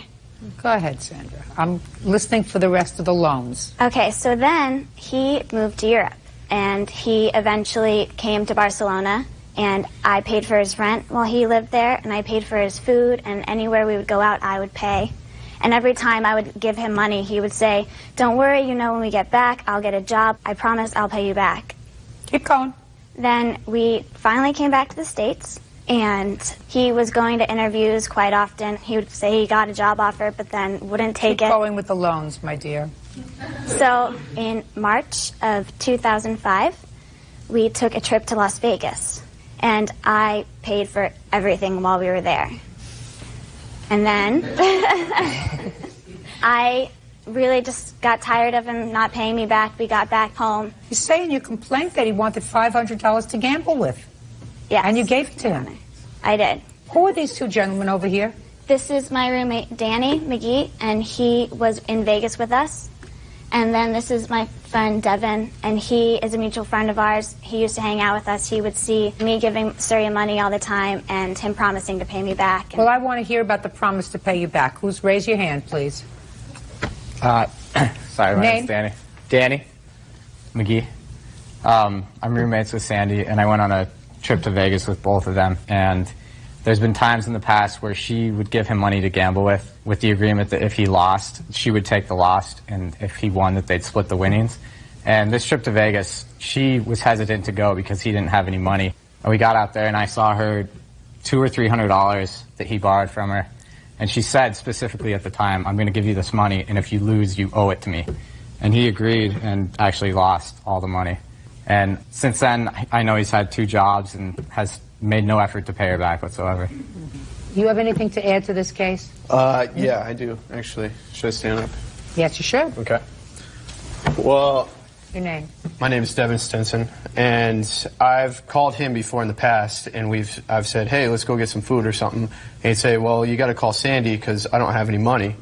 And then I'd call Sandy, and we'd all go out, and then what would wind up happening is he would order, and then after everything was over, he would say, well, I don't have any money, and he'd just expect it to be paid for. Thank you. Okay. Falls in your court. Well, first off, let me say that the only reason I went to Europe was because I had a job. I had an internship with a software company, and I had that for a while, and it didn't end up working out. My plane ticket wasn't for 6 weeks later, so Sandy and I both agreed that it would be good to spend that 6 weeks together, because I was actually living in Switzerland at the time. And so I came down to Barcelona, and I did have some income through a rental property of mine. So I was making some type of money. Surya, how old are you? 23. Am I correct? According to your answer, you're in law school now? No, not till August. Where? Thomas Jefferson or the University of Denver. I haven't chosen one. What college did you graduate from? University of Colorado. And you? I'm still in school at the University of Colorado. Where do you get all this money from, Sandra? I have 2 jobs that I work. What 2 jobs do you work? I am the assistant manager at a bowling alley at the school, and I work for the housing department at the university. Who's paying your tuition? My parents are. Did they like him? Sometimes. Most of the time. Well, I'm sure he can be charming. You sure can. When the first time you went out for dinner with him, and he said, I'm sorry, I left my wallet in my other car. I left my wallet in Switzerland. That should have been a clue. Sounds to me, based upon what this young man has testified to, This was sort of a regular occurrence. You would go out for a meal, he would eat, and you would pay. Right? Yes, ma'am. Should have known better, Sandra. Who is this, by the way? This is Ryan Watson. He's my roommate. Does he have anything to contribute to this case? Yeah. I'll let him explain. I witnessed on many occasions Surya doing favors for Sandy, tutoring her and cleaning and making her dinner and things like that. And on some of those occasions, she would ask Surya to help her do those things, and Surya would say, no, not right now, I'm busy. But then she would say, Surya, you owe me so much money, using that against him, and he would end up doing that. So in both our opinions... So you mean he was bartering domestic chores? Right. For the money he owed her? Right. And educational, Your Honor. Syria, do you think that Sandra tutored you in some things? As far as school? Anything! It's quite possible. She didn't charge you for it, did she? Emotionally, she charged me. How did she... Shh, come on, folks. Come on, behave. Let's behave. How did she charge you emotionally? I had to put up with so much ridiculous nonsense. Surya, that you don't have to put up with it. I don't want to hear it. You weren't tethered to a radiator, were you? In a metaphorical sense. No metaphorical sense. No metaphorical Literally, sense. no. You were in Switzerland. She was in Barcelona. Nobody got a magnet and attached it to you in Switzerland. You came down there by your... own recognizance. You're not in law school yet. Let's stick to the English you understand, sir. Okay.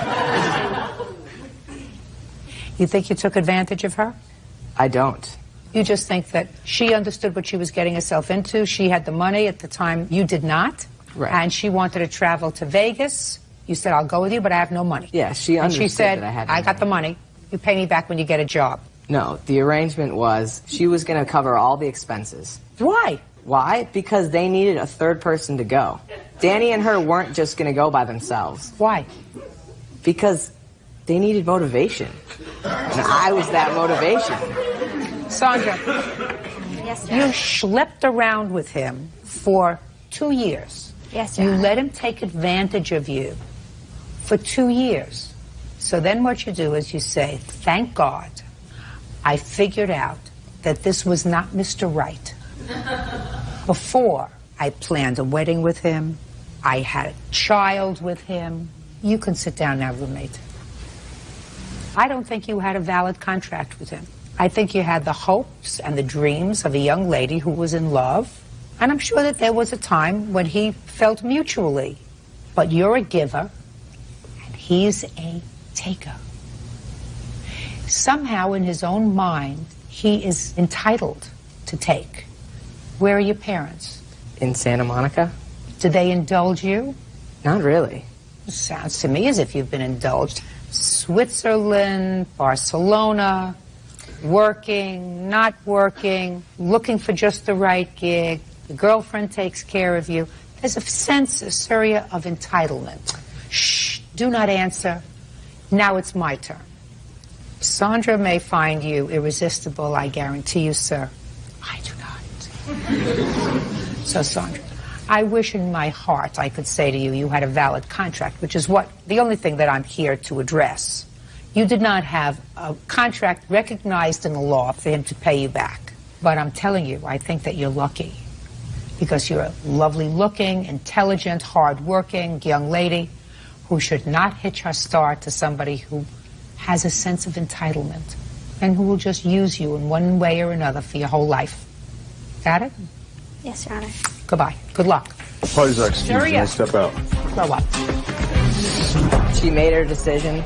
That's fine. I hope Sandy has a great life, and I wish her well. We were in a relationship, and when you're in a relationship, you do things together. You cook dinner and you clean. They're about sharing and trust. You help the other person out when they need help, and that's all part of a relationship. And we loved each other. I've learned to not just give out my money to people because I think I'm in love. She gave up believing in me. Obviously, it didn't work out for me this time, so I'll just keep my money in my pockets.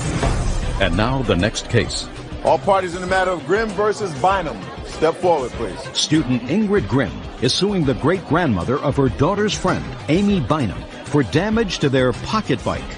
Ingrid says Amy's great-granddaughter, 9-year-old Michaela, wrecked it during a birthday party. Miss Grimm, your daughter was having a birthday party. What birthday was she celebrating? Actually, it was two of my daughters, my 11-year-old and my 13-year-old. How many children did you have at the party? There was approximately 20 to 25 children. And Miss Bynum's granddaughter was one of those children, and you are her guardian, is that right? Yes. It is your claim that Miss Bynum's granddaughter rode a pocket bike. And it's a motorized bike, is that right? Yes, gas. And she damaged the bike. You want her grandmother to pay for it? Yes. Tell me how that happened. Well, it was understood at the party. Don't tell me what was understood. Just tell me what happened. During the course of the party, we had allowed the children to ride. We have approximately 8 different bikes. And they were given certain rules that they had to follow in order to be able to ride the bikes. And Michaela did not follow those rules and therefore damaged the bike. What rule didn't she follow? Well, they were only supposed to go a certain distance, still within visual range of our house, which is approximately 8 to 9 houses, which is 1 block's length, turn around and come back. And then she was supposed to take turns. And who was watching them at that time? I was outside in the garage, and then my boyfriend, Rodney. Well, who was watching Michaela? That's Michaela over there? Yes. Who was watching Michaela? Everybody was, because the children... No, not everybody. Were you watching her? No, not at the time. Judge Judy continues in a moment. Miss Grimm, I'm going to ask you a couple of more questions. Okay. Then I'm going to end this torture. Real cases, real people. Judge Judy. Ingrid Grimm says 9-year-old Michaela Nash wrecked her twin daughter's pocket bike while riding it at their birthday party. Michaela's great-grandmother, Amy Bynum, says Ingrid allowed Michaela to ride the bike without her consent. Michaela, I want you to stand up next to your grandma, okay? How did you know that Michaela had damaged the bike? Did somebody come and say Michaela fell off the bike? Yes. It was about 5 children that had come and told us that. Who did they come and tell? They told both me and Rodney. So that what you're telling me, Miss Grimm, is that neither you nor Rodney were watching Michaela. Is that correct? Yes, we were. You weren't. Because you just said to me, 5 children came and told me that Michaela had had an accident on the bike. And I said, who did they come and tell? And you said they came and told me and my boyfriend, which suggests to me that neither you nor your boyfriend was supervising the child when she was on the bike. Right? Okay, you can say that, yes. You see, you don't have to say anything yet. You're going to tell me what happened to the bike, Michaela, very fast. Tell me what happened to the bike. I ran into the curb, and then the bike and the tire wouldn't move. Were you driving someplace where you weren't supposed to be driving? No. You were driving up the block? Mm-hmm. Had other children driven to the same location? They drove a little farther. Really? And who was watching you when you were driving? Rodney. Rodney. Where was he? He was at the house. Was he there when the other children were riding further than you rode? Yes. Were you hurt? No. Miss Grimm, I'm going to ask you a couple of more questions. Okay. Then I'm going to end this torture. Let us say, Michaela, who was driving a motorized bike in the street. The law permits you to do that? Yes. How fast do they go? Anywhere from 15 to 20 miles, I think. 15 to 20 miles an hour? Yes. How old are you, Michaela? 9. Miss Grimm, let us assume that, heaven forbid, Michaela had an accident on this bike and was injured. Do you think you would be liable for her injuries? Yes. Why? Well, because she was at my party that I was supervising. Correct. Mm-hmm. So why in the world would you think that her grandmother is responsible for the damage to the bike? Because she did not follow the rules, and she went further than where she was supposed to. That was your responsibility to make sure that she didn't, not her grandmother's. When you invite children to your home to a birthday party, you become an insurer of their well-being. It is your responsibility to supervise them all the time that they're there. And if you elect to allow them to ride on a vehicle that can go 15 to 20 miles an hour, if there's an accident, you are 100% responsible. Did you tell her grandmother you were going to be allowing her to drive that bike? All the parents were aware. Were you made aware of that fact? No, I was not. I asked you whether you made Miss Bynum aware that you were going to allow her granddaughter to ride this bike. All the parents were aware. No, you can't answer the question, Miss Grimm, by saying to me all the parents were aware. You can't tell me what they were aware of when I ask you a simple question, which is, did you tell Miss Bynum that her granddaughter was going to be using a motorized vehicle? I told all the parents of the children. When did you tell Miss Bynum? Well, when she dropped the children off. What did you tell Miss Bynum? I let them know that... No. What did you tell Miss Bynum? What did you tell Miss Bynum when she dropped off Michaela? Well, we introduced ourselves, and I thanked her for allowing her granddaughter to come to the birthday party. I let them know that what was... Not you let them know. I want you to tell me what you said to Miss Bynum.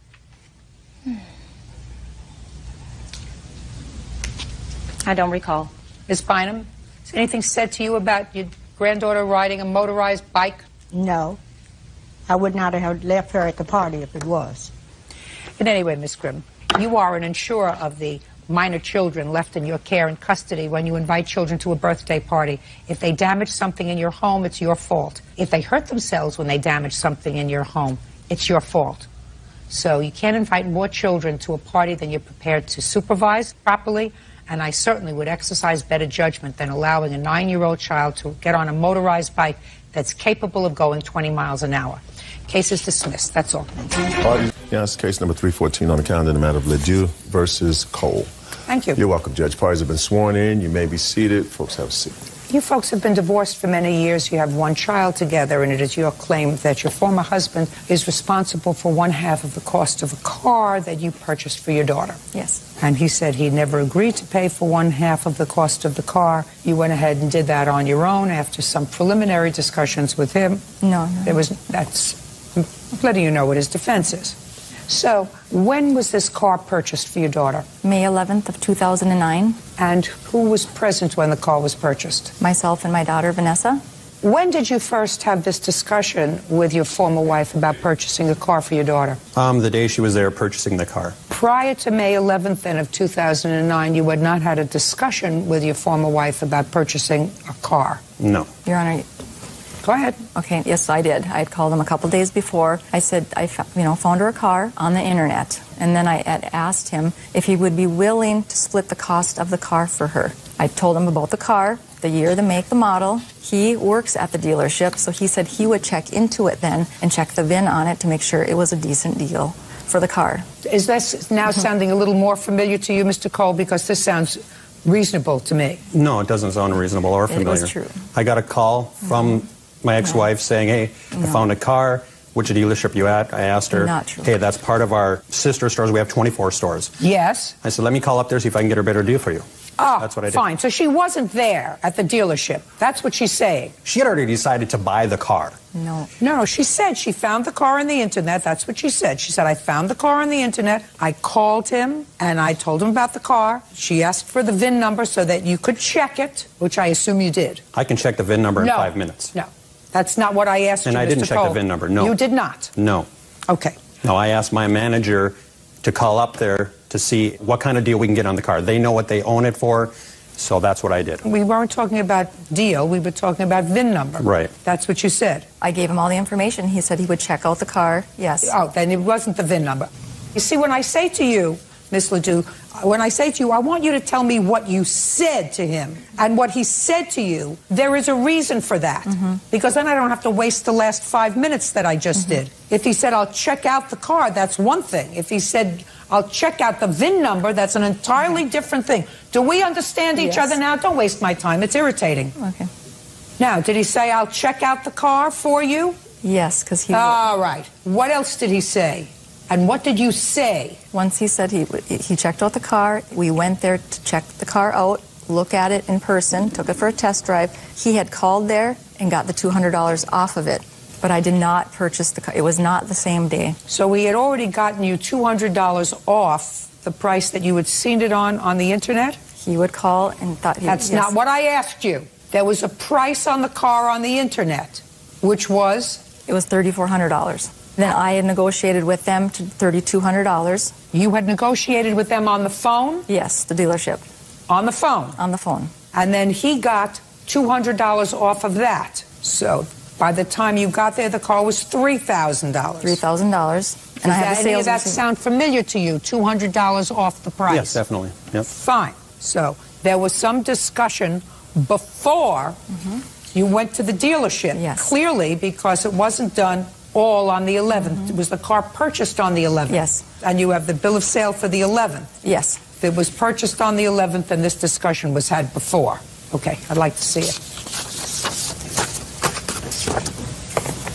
Now, let's get back to the discussion that you had where you split the cost of the car with me. What did Mr. Cole say to you? That he was totally agreed to this? No, that's not what I asked you. That's not what any normal person would say, Miss Ledoux. Yes, I totally agreed with this. That is not what a person says. Do you understand? Just like you check the VIN number as opposed to check out the car. That's different. What did he say when you said to him, would you split the cost of the car with me? Yes, he would split the cost of the car with me. No, that's not what he said, because that's not what normal speech is. Now, you can say, I don't remember what he said. That would be different. But normal speech, would you split the cost of the car with me for our daughter? That would be normal. Yeah, I didn't say that. I didn't ask you anything. But normal speech is Well, I don't know not, the exact yes, I will split the cost of the car with you. That's not the response. He said yes.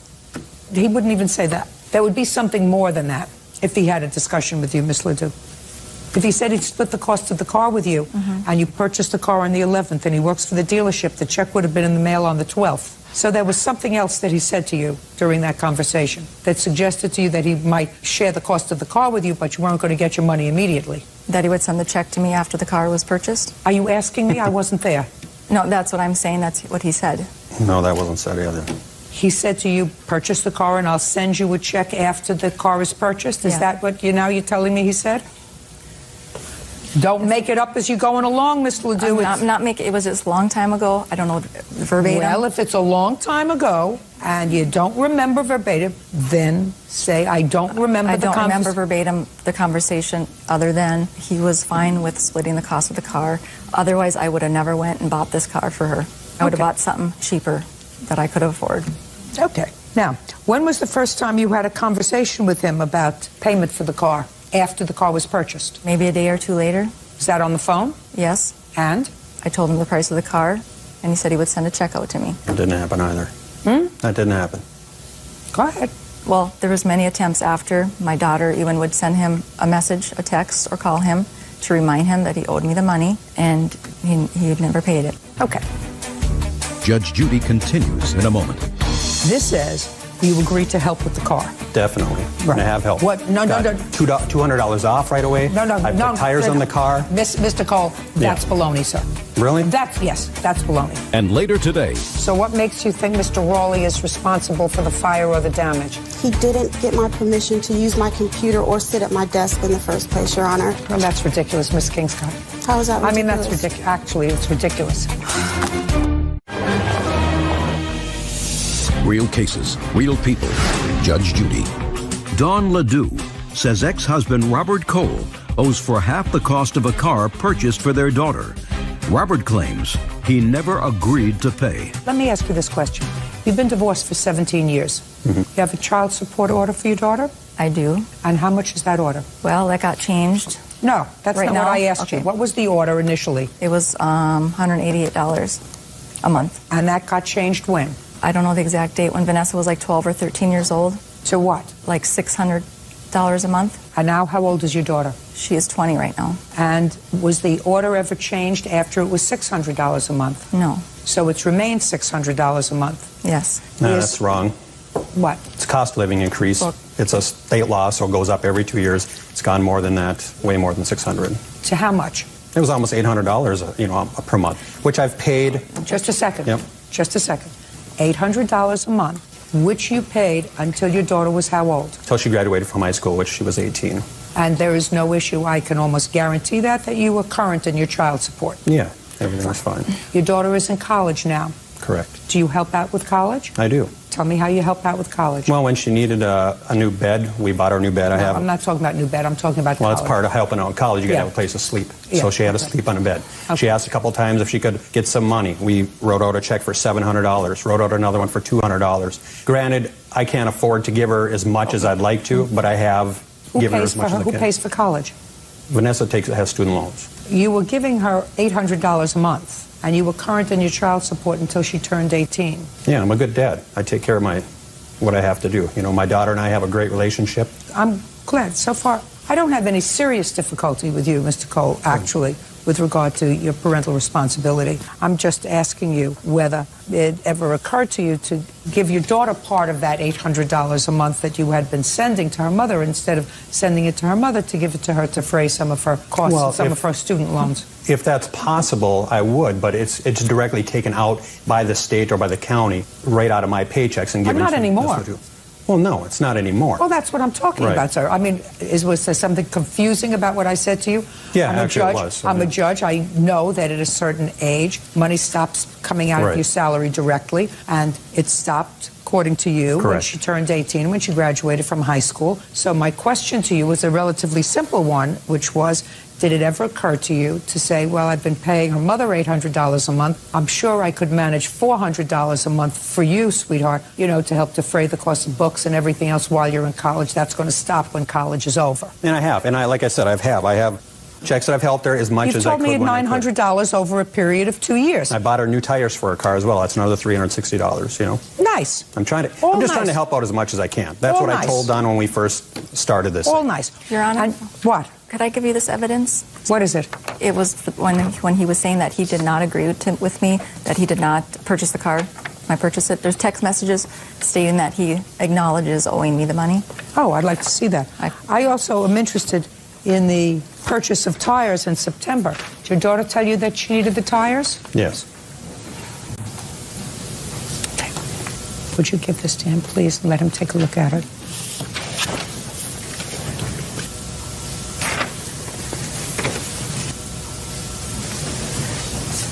There's nowhere in here that says I would pay any certain amount or any half or anything. The courts have the ability, sir, to read into that, and there is certainly an indication there that you said you would help with the car. Exactly. The fact that you didn't say, well, sir, this says you agreed to help with the car. Definitely. Right. And I have helped. What? No. $200 off right away. No. I put tires on the car. Mr. Cole, that's baloney, sir.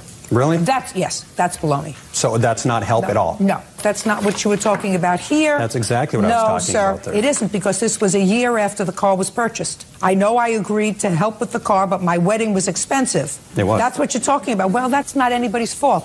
Mr. Cole, I'm not faulting you. I think you took care of your parental responsibility. Definitely. Up until the court told you that you didn't have to anymore. And then you were helping your child. Then wait. How does that, up until the court told me that I didn't have to? When you were 18. I take care of my daughter there's more than just money. We do a lot of different things together. Support, I am a very good father. Mr. Cole, I'm not faulting you. As I said to you before, I'm not faulting you. And I said that you did, in fact, take care of your parental responsibility until your daughter turned 18, which was when the court told you I don't have to give my ex-wife any more money. You could stop supporting your child. And if you said to me, I'm not sending her $800 anymore, but I'm taking that $800 that I was sending her, or part of it, because I want to be able to breathe a little bit, and give it directly to my daughter while she's at school for pocket money, for books, so that you wouldn't have to take out that much in student loans. I mean, we did that with our children when they were, believe me, well beyond 21, when they were in all different kinds of schools. And it does require a major sacrifice. Right. It does require a sacrifice.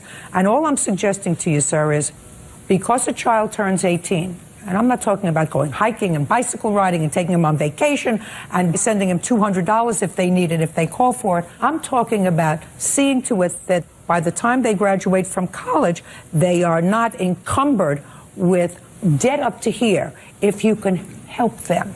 Right. If you can help them. And if she goes to school where she needs a car, she has to have a car. You owe her $1,500. Pay her. That's all.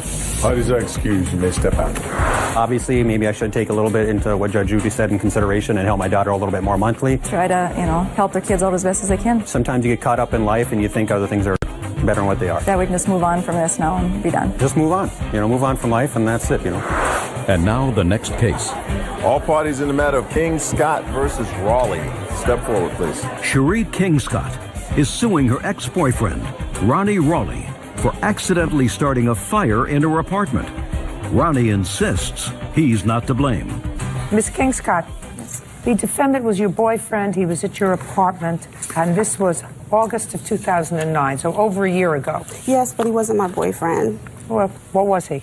We dated briefly, and then we just remained friends. Yeah, well, he was a friend. He's a boy. He was at your apartment. According to you, he's responsible for some damage to your apartment caused by a fire that was caused by him. Defendant says that you were the one who had the candles burning in the house. He did nothing to ignite the fire. It's not his responsibility. The damage was minimal. August 9th, when the fire started, who was at home? Myself, my daughter, and the defendant. And the fire was started by what? A candle. Was the defendant living with you at the time? No. So it was your candle? Yes. Who lit it? I did. What time did you light it? 11:15. In the morning? In the morning, yes. And what time was the fire? Around 12:15. And where had you put the candle? I had put it in a candle holder on my computer. It's been the same way for 3 years. You put it in a candle holder? Yes. On top of your computer? On my computer desk, yes. How many candles did you light? One. And that's where the defendant was sitting? Without my permission, yes. He was not there without your permission, madam. If he was there without your permission, he would have been a trespasser. You would have called the police and had him arrested. He was in your house with your permission? Yes. Right. And according to you, the next thing you heard was a smoke detector going off and there was smoke? Yes. So what makes you think Mr. Rawley is responsible for the fire or the damage? Okay, I ran an errand, me and my daughter. You were home at the time. I read your papers. You ran an errand, you were with your daughter, but because you came he didn't home, get then my you were permission. home. Okay. Then you were home. You were home, your daughter was home, he was home. He didn't get my permission to use my computer or sit at my desk in the first place, Your Honor. Well, that's ridiculous, Miss Kingscott. How is that ridiculous? I mean, that's ridiculous. Actually, it's ridiculous.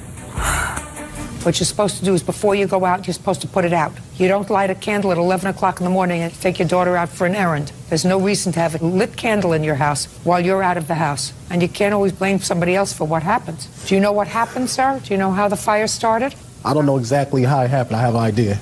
I don't care about your idea. I just want to know, do you know how it happened? No, ma'am.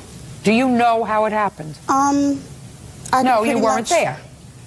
I was in the house when it happened. Well, so was he. But he doesn't know. He says, I have an idea how it happened. I'm not interested in his speculation. We don't deal in speculation in the court. Right, but he was the last one at my desk. I know what he told me. He told me that candle was leaning out of the candle holder and that he attempted to move like this. He attempted to move the mat.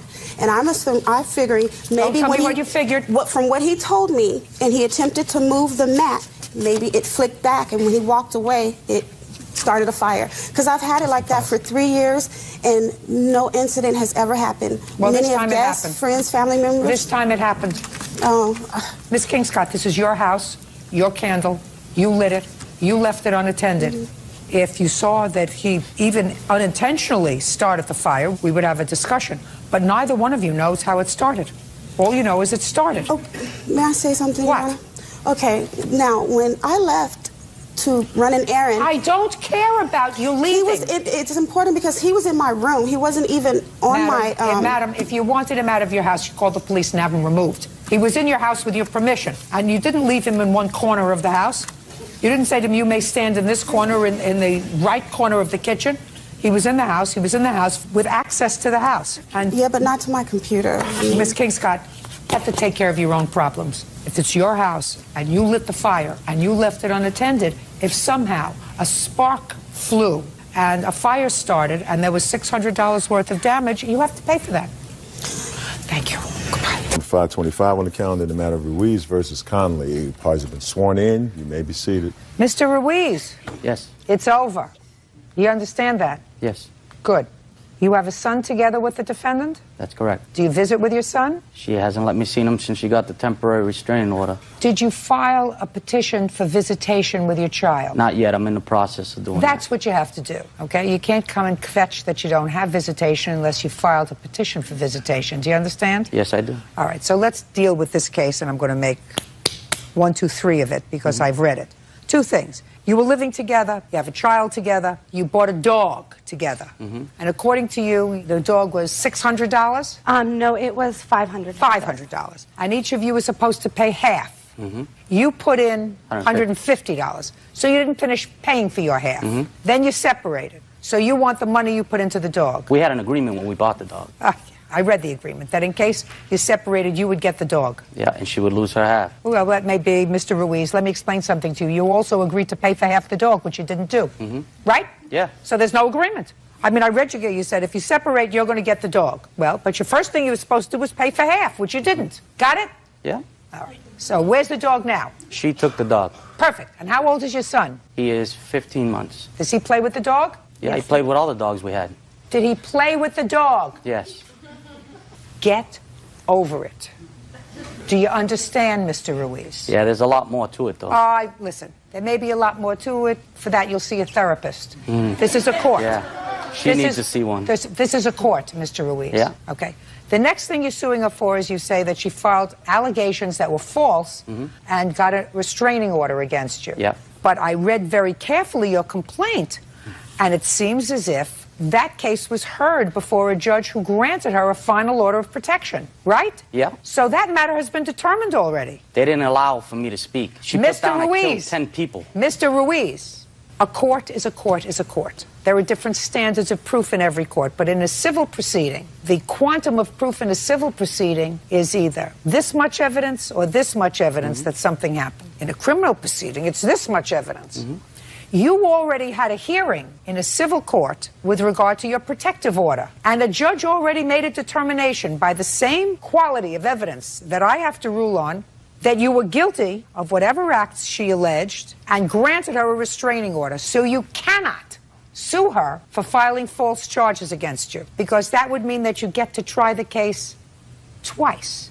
We don't give people twice in this country in a civil case. Do you understand? Yeah, I'm trying to explain the whole thing to you. I got it. Why I'm dismissing your case, because you have no case. Now, the only thing that you have is you have, to me, a legitimate desire to see your child, and you should do that, and you should do that as expeditiously as possible, and that I'm going to discuss with Ms. Connolly, who has a counterclaim. Yes, I do. She has a counterclaim that you have certain property that belong to her.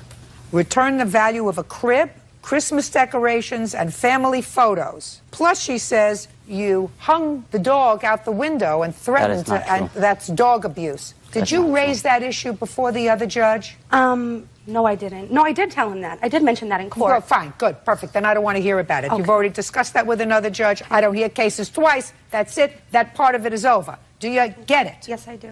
Perfect. Now, this crib that you want back, who bought it? He purchased it, and I purchased the matching changing table. I was able to take the changing table out of there, but he refused to give me the crib because he doesn't have to. Okay. He purchased it, and hopefully he'll have visitation. He'll be able to use it. Okay. So he doesn't have to give you back the crib. Okay. Christmas decorations, who purchased them? I did, Your Honor. Good. When? I purchased them over the last few years. I recently, because we've had my son, I went out and bought all new plastic bulbs because we had a majority of glass bulbs. And also my son's first Christmas stocking, his first Christmas bulb from when he was first born. He was born in October. And who bought that? A friend actually gave it to me for a Christmas present for my son. It's his first one. Gave it to whom? Gave it to me and bought it for my son as his first bulb. You know anything about what she's talking about? When she was supposed to come get her property, when you get a restraining order, you have a certain amount of time to get your property. She kept stringing me along. She had the 10-day restraining order. She wanted to see me. She kept groveling back. Just a second. Do you have this property in your house? I don't take the stuff off the tree. She took the stuff off the tree. When she came to get her stuff, it should be downstairs. I called the police to get her things out. Mr. Ruiz, I told her to take them. She didn't take them. This is all I want you to do, sir. The crib you keep, you purchased it. I want you to go downstairs and see if you find these Christmas decorations that she wants. Put them in a box, and I want you to be smart. Listen to me. I'm older than you are. I've had more experience with this stuff. Take all the Christmas decorations, put them in a nice box. Family photos, those belong to the two of you, not just you. Absolutely. So if you can divide them so that she gets some pictures of the baby when he was little and you get some pictures of the baby when he was little, if you can do that, fine. Any pictures of her family, give her. You're going to have to be together in some way for the next this growing up. Don't do anything with regard to this property that is going to make her any more bitter than she is, or you any more bitter than you are. So let's start with this little bundle of property. So I'm going to prepare an order that you will examine your basement and return to her, if it's there, the Christmas decorations and her family photos. Her family photos. What? I'm sorry. He actually has a majority of the photos on his computer already, like, burnt into the computer. And that's from when my son was first born, just fresh coming out of me on the table, my baby shower, that he has all those downloaded in his computer, as well as photos in his cameras. Okay, do this, Mr. Ruiz. Is that true? She's printed out over half of them already. I don't know what she's talking about. Just a second. Do this. What I'm trying to do is I'm trying to give you a start at rebuilding some sort of civility between the two of you so that when you get your visitation with your son, which you should have... Oh, I will get him. You'll be able to go over and pick him up, make an exchange that's pleasant, maybe even go to a joint birthday party that you make for him. Do you understand what I mean? That's a nice thing to do. So, if it means, I want you to watch how clever I am, burning a CD for her. Ooh. Thank you, that's what I want. Am I hypotech or what? Yes, you are. Getting the lingo. I have absolutely no idea what it means. I love it, though. Burn a CD for her of all those pictures and put it in the box with the Christmas decorations. Be smart. It's an olive branch. Yeah, I never said I wouldn't do that. Fine, great. That's what's going to happen. When the police Easy enough? said, Easy enough? It takes time. Easy enough? 5 days to do it? Now, Ms. Connolly, you picked him. Yes, I did. You picked him, and you made a baby with him. Yes, I did. And your baby has a right to know his father. Absolutely. I am not disputing that, Your Honor. When would you like him to see him? I told him I will not dispute visitation, period. But the problem is, Your Honor, is the reason I will not dispute visitation as far as joint and full custody, because he wanted to take my son to Florida. And this happened in July when I left him originally also, because he kept threatening me because I am a young parent. Okay. So you won't Tell him what dispute led up to visitation. everything. Shh. You won't dispute visitation, but there's a but. Yes. Judge Judy continues in a moment. You don't want to be a stupid single parent, do you? No, I do not. Perfect. She is. What did you say? She is. And you're a genius. I'm not a genius. And later today, his reason wasn't really legitimate. What difference does it make what his reason was? It makes a huge difference because it was only 3 weeks left. You mean you would have preferred that he married you and then left you? real cases, real people. Judge Judy. Roberto Ruiz says the mother of his child, Eleanor Conley, owes for half the cost of a dachshund and for lying to obtain a restraining order. Eleanor is countersuing for the return of her belongings. What's the but? The but is I just want to make sure that, A, my son is safe. He mentioned to me that when my son gets older, he's going to tell him what his mother's all about. And just a second. He wishes he would eat those words and they never came out of his mouth because he's not going to be stupid, right? Mm-hmm. Stupid means you made a child with her and you're not supposed to say anything bad about her to your son. That only makes him feel bad. And she's not supposed to say anything bad about you. Yeah. Because that doesn't make him feel good. The child feel good. That only makes you feel good. Got to start with the olive branch. It's kind of hard to do when she put down, I killed 10 people to get a restraining order. That's what he stated to me. Mr. Ruiz. That's a little far-fetched. Mr. Ruiz, you're not getting it, sir. When was the last time you saw your son? When she had the 10-day restraining. When? About 3 weeks ago. 3 weeks ago? When she knew that I wasn't going to take her back. Absolutely not. I'm sorry. Stop. I'm sorry. 3 weeks ago? Yeah. Well, I would have been at the courthouse 2 weeks ago seeking visitation. I couldn't do that. We all had a family vacation plan. Her, my son, that's named after my father, my foster father. We were all going to Florida. That was already planned. This happened a few days before that happened. Had to change all the flight plans. So I couldn't go down there. I had to work. Okay. All right. Well, see if you can work it out. Excuse me, Your Honor? What? I got the restraining order on February 5th. He should have went that day to probate court and requested visitation. Miss Connolly, do I look like... Listen. I'm sorry. She's been coming over my house. I was seeing my son. No, I have not. Miss Connolly? Yes. I believe you have. I did. Just listen to me. I believe you have. Mm-hmm. That's what happens. He doesn't say... I'm sorry.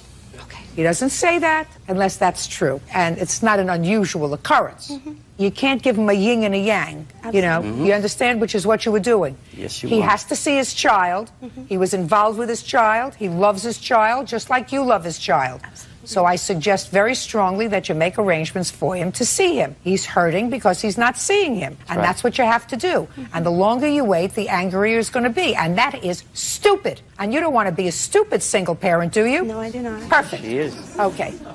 What did you say? She is. And you're a genius. I'm not a genius. And you're a genius. I'm not a genius. The case is dismissed. Make sure you get the property back to her. I'll prepare an order. You don't get it, Mr. Ruiz. Oh, I get it. No, you don't get me. I got you. You don't get it. That's all.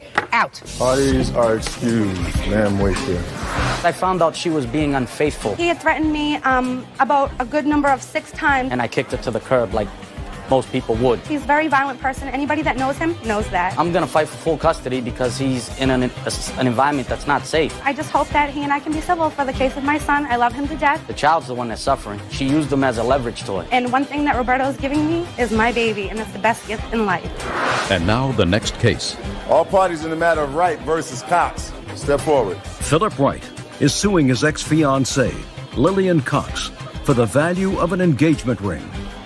Lillian is countersuing for half the cost of a wedding that never happened. Bird, you want to give me those lovely rings that are on the defendant's table over there? Certainly. Mr. Wright, you and the defendant were in love once, became engaged. Romance is over. Wedding was called off. You want your rings back. No, ma'am. You don't want these back. I'd prefer the cash settlement. Oh, that's too bad. Okay. So I assume you want these back. Yes, in that case. And Ms. Cox says that you owe her a fortune because you canceled the wedding. She had spent an awful lot of money, so she wants you to share the expenses that she was forced to pay as a result of you canceling the wedding. Right? Yes, ma'am. Okay. This was your engagement ring? Yes, ma'am. And 2 bands that went around it? Yes, ma'am. Did he pay for it? Yes. An engagement ring is given in contemplation of marriage, which means it's a conditional gift. And the condition of that gift is that you get married. If the wedding is called off, irrespective of who calls it off, if he paid for them, he gets the rings back. Okay. Do you understand? Yes, ma'am. So much for you. When was the wedding scheduled? For May 19th. 2007. Yes, ma'am. And what was the arrangement that the two of you made with regard to how the wedding was going to be paid for? We were taking care of much as we could ourselves. Explain that to me. The majority of the deposits that were done, I paid for it out of cash. You paid for it? Yes, ma'am. Was that your agreement? The agreement was... Look at me. She wanted to have, the type of wedding that she wanted. I agreed to it. So I got 2 credit cards, one with her name, one with my name. I gave her a credit card to basically be in charge of making all the arrangements, and, she kept all the receipts for everything. So how much money, Mr. Wright, did you spend, you personally, on the wedding prior to the engagement being called off? Approximately $8,000 was charged onto the credit card. What? It's about $8,000 because he paid for the rings. The only thing that his credit card paid for was the finish of the reception. Just a second. Okay. I'm not talking about the rings, sir. The rings you have back. Deduct the rings. With the rings deducted, it still comes out to about that. Everything was charged onto the cards. Well, how could it be? You mean you paid nothing for the rings? No, I'm sorry. I paid for the diamond on a separate credit card, but that still comes out to $5,000. The diamond was bought for a previous engagement. That didn't have anything to do. So No. What I'm trying to figure out is, what is the total exposure that you both have for these expenses? I'm going to cut them in half because that's what I'm going to do. Okay. You want me to charge him for everything because he canceled the wedding, but that's not the way it works. Now, how much money did he pay for the wedding expenses on his card? $2,000. Is that right? No, that's incorrect. Show me. I don't have the statements. She kept all the receipts, Your Honor. But you have the statements. I don't have a written statement. Statements from the credit card company. I tried to get the statement for things that were bought back then. They sent me something. It wasn't what I requested. The only thing that I have now to show you the balance is I can show it to you on my phone. That's the only thing that I can do right now. Are you kidding me or what? How much did you pay? Well, I'm just requesting the deposits that I made on things with cash, the dress that was bought. You have a wedding dress? Yes, ma'am. You have it? Yes, ma'am. Just like he has the rings? Yes, ma'am. The wedding dress is yours. You have it. Forget the wedding dress. What else? Sell it. I have the dresses that I bought for his daughters. He has 3. The one for my daughter, my cousin, my sister. I also have the knives, the flutes. Do you have it? Yes, ma'am. But it was for both of us. I understand it's for both of you. You don't want to split it up and give him half and you half, do you? But I would like for him to pay. He's not. Okay. You see the rings that he has? Yes, ma'am. He's never going to be able to get what he paid for the rings, which is why he wanted the cash. Never going to be able to get the cash equivalent, but that's what happens. Okay. You may not get the cash equivalent for your wedding dress or the flutes or the knives, unless you want to keep them, but you could sell them. Okay. Everybody has a little bit of a loss. Do you understand, Miss Cox? Yes, ma'am. Okay. Just my own curiosity. How much before this wedding on May 19th was the wedding canceled? 3 weeks before. By whom? Mr. Ray. What happened? There was a huge blow up, on Miss Cox's part, and she said some things that let me know that it wouldn't work, And after going through premarital counseling, I figure it's better to call off a marriage than get married and get a divorce right away. Okay, go ahead. So, also, I'm asking for $2,000 emotional distress because even though he called it off, he did come back to try to make it work. What kind of emotional distress? I mean, where do people come up with these ideas? Of course you have distressed emotionally when a wedding is called off. Okay. We never argue in regards to things that usually go in a relationship. We argue because he wanted me to stand up to his children's mother. He never said anything to her in regards to the things that she were doing to separate us. He always wanted me to say something. But that's the reason why I was called off, and I don't... Okay. You were distressed emotionally? Yes, ma'am. Move on. Got it?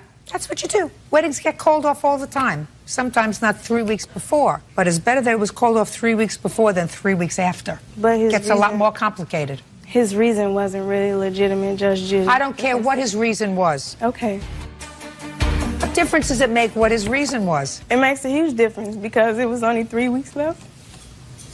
You mean you would have preferred that he married you and then left you? He wouldn't have left because he came back. He came back. If he was going to leave, he would have never came back. The mother of his children wasn't going away. He has 3 children with her. Absolutely. She was not going away. Okay. Forever. But the things that he did when he came back... Find somebody without did baggage. Do you have baggage? I have a daughter. Then you got baggage. But it wasn't He's a got problem. 3 times baggage. If you want somebody without baggage, pick somebody who's lived in a monastery. You got it? Meanwhile, say, it's over. You're a beautiful young lady. Thank you. You look like a smart young lady. I am, thank you. Right? He's got divided loyalties. Find somebody that's a little more simplistic. Okay. All right? So, hello guys, I am Anshu Verma. Again, I am playing Valorant now. Let's start it Valorant. And this is my gaming laptop, you can see. And okay guys, so now this is my laptop screen, and Valorant taking some time to start. Okay, so we are waiting here, and so what are you doing and what is your name? Please tell us, and where are you from? So if you want to play together with me, so please drop a comment, and I will find you. Okay, so now Valorant has started. Okay, wait a moment and see the Valorant screen. This is my table fan. Okay, so wait a moment, and then I will start the DM match. Okay, so this is the Valorant lobby, and AI risks alert. At risk, leave the AFK. Okay, this is the notice for me, I think so. So let's start DM. Okay, let's start DM guys, and then another one match. So this is the deathmatch game, my best gameplay. Okay, Valorant taking some time to start DM match, but we are waiting. Match found guys, only 3 seconds. Okay, let's start it. So I am V's. I am V's guys in this Lotus match. So let's take Odin guys and play it together. Okay guys, okay. Please come here bro, I am waiting for you. Come, my Odin wait for you. Come fast. I will be join your party then if you kill me. Okay guys. Come bro. Why are you not coming? Come fast. Schorske Eisen. Okay. Maybe this is the good game.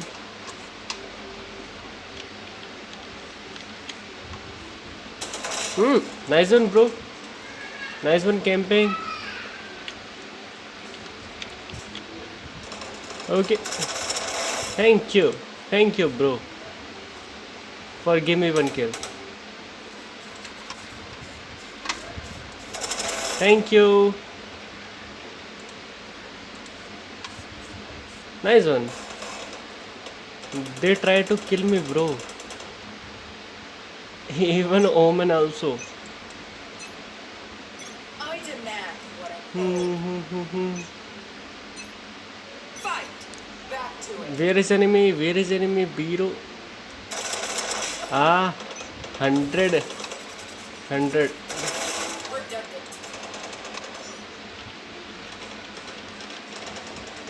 Okay. Nice one, guys. Nice one. I have assist. Oh, GG, my ping, bro. This is my ping problem. Okay, let's bet. Bet, guys, bet. Thank you. Oh, brave. Come, bro, come fast. Now I will kill you.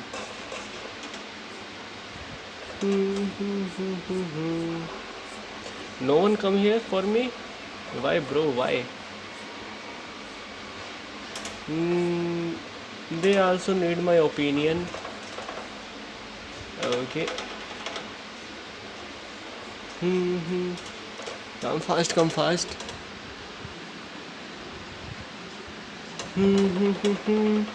No one. Biro, why? Why are you not coming here? They also need me, bro. Nice, bro. Nice. Breach. Breach is a good player, but not better than me. Jed, where are you watching? Okay. Come, bro. Come fast. If you spawn there, I will kill you. Like that. Like this.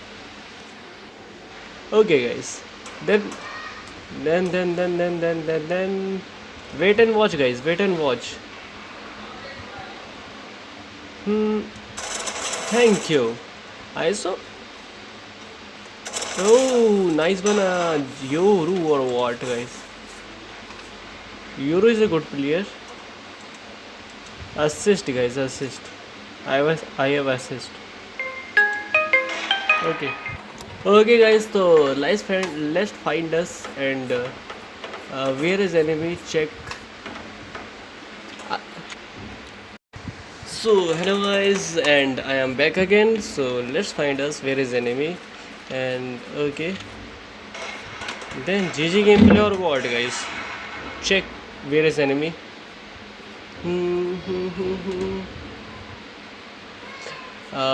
Come bro, come fast. Jet, where are you? And I am last player, bro. Bottom fragger or what? Okay, nice.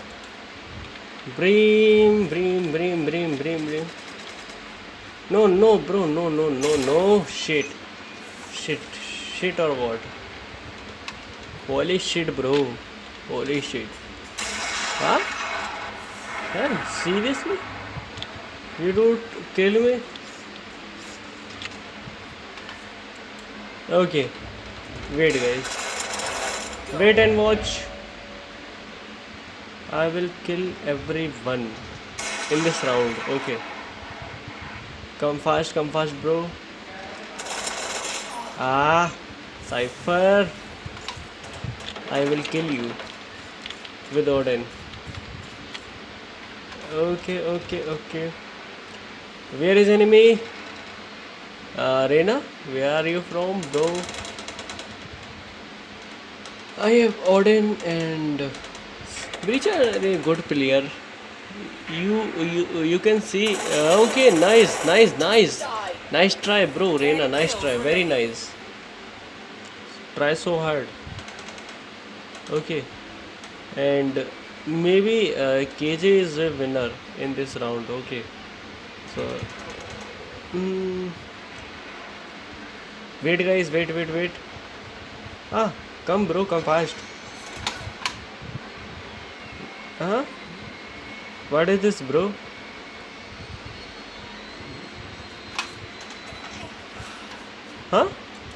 What is this? What is this behavior, bro? I want to kill you, KJ.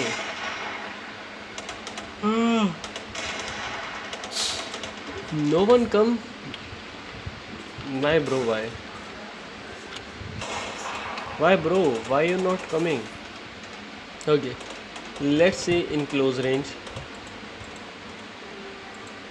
Okay, if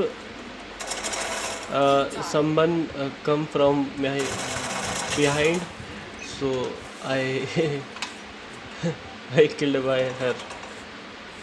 Okay, KJ have 35 kills, guys. You know, KJ is a good player. Oh, nice one, Joru. Joru is a good player, Biro. Okay, let's camp, guys. Let's camp for what? Okay. Come, bro. Thank you, Yoru. Thank you. Always thank you, bro. It's my pleasure. Okay.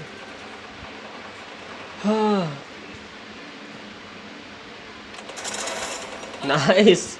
Astra. Okay. Again, bro.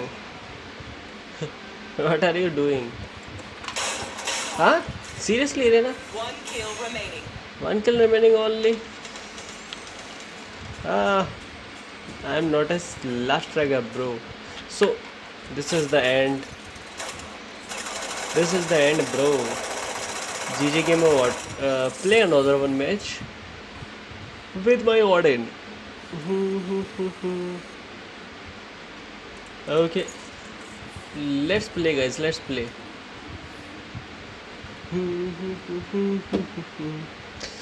Let's play another one match for you, bro.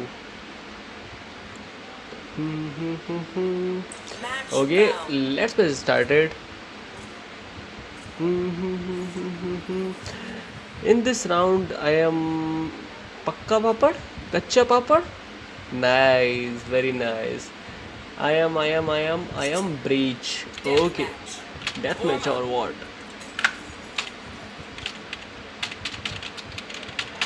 Okay, guys. So match has started. I want to kill everybody. So I am camped here in this round. Okay, guys. So I am camped here. Come, bro, come fast. No one come here. Yoru is a good player, maybe.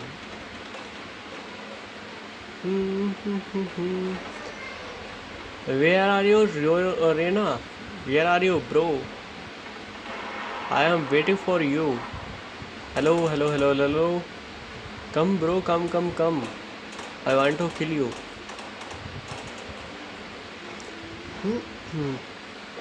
No one come here, bro. Why? I am boring too much, bro. My ping is 190 and sorry, my FPS is 190. No, GG, bro. GG. Dominating. No one come here, bro. This is a bad area for me for camping. You know that. Okay. Nice, bro. Nice. Nice. Thank you. Come fast, bro.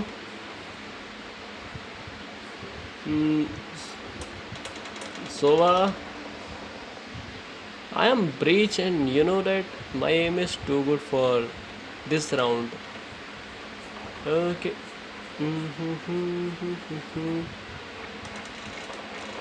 No one come. Why, bro? Why?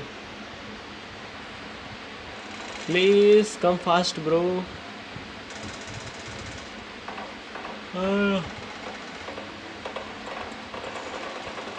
I'm second last, bro. I'm second last.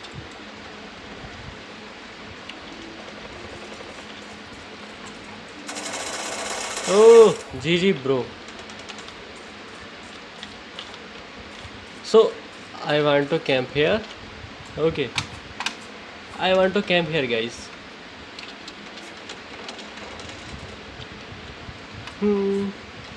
Wait and watch. Okay, guys. This is the too good for me. Ha! Chamber. Nice, bro. Nice. Oh shit. Shit, bro. Very shit or what? Shit, guys. Shit. And this is the right area for me. Maybe. But not perfectly good. But to be good. Bad for me, bro. This is Knight's area. Again KJ? Again KJ? Oh, nice. KO. You try to kill me, bro. Nice. Chamber also good. 1v2 easy, bro. Easy 1v2. You know I have ordered? Maybe don't know. Okay. KO. Why KO? Why? Thank you.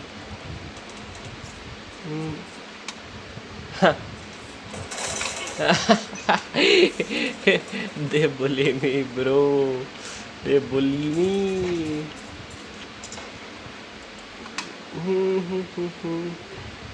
Come, bro, come fast. I want to see you. Thank you.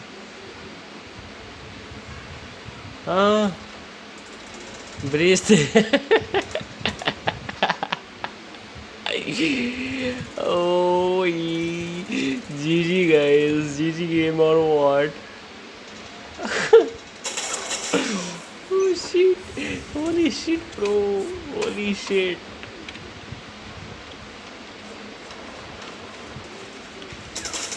Okay. Nice. Too good, bro. Too good. Okay, guys. Come fast. Oh. Shit, guys. Shit. 10 kills remaining. 10 kills only, guys.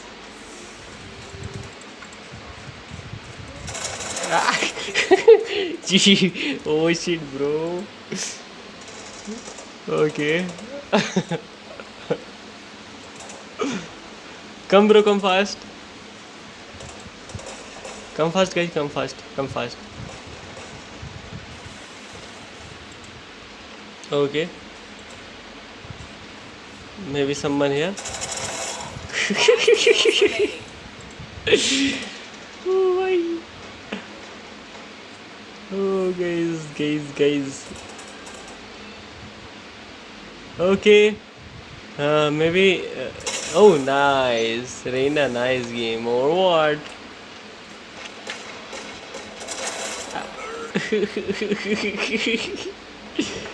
Oh, shit, guys. shit.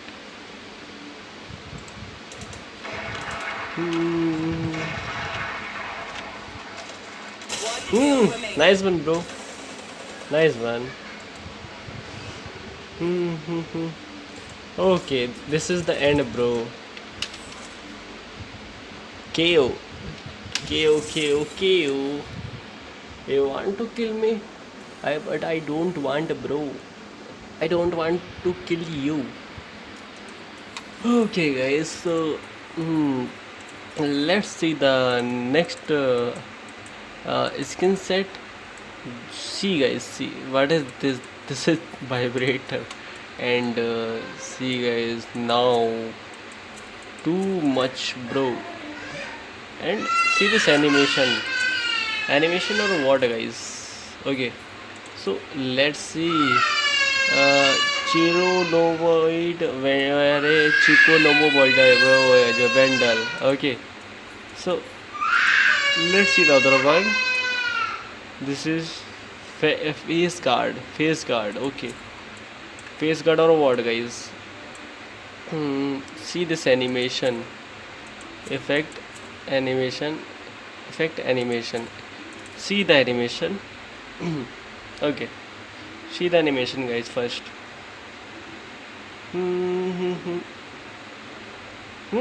What is this, bro? What is this?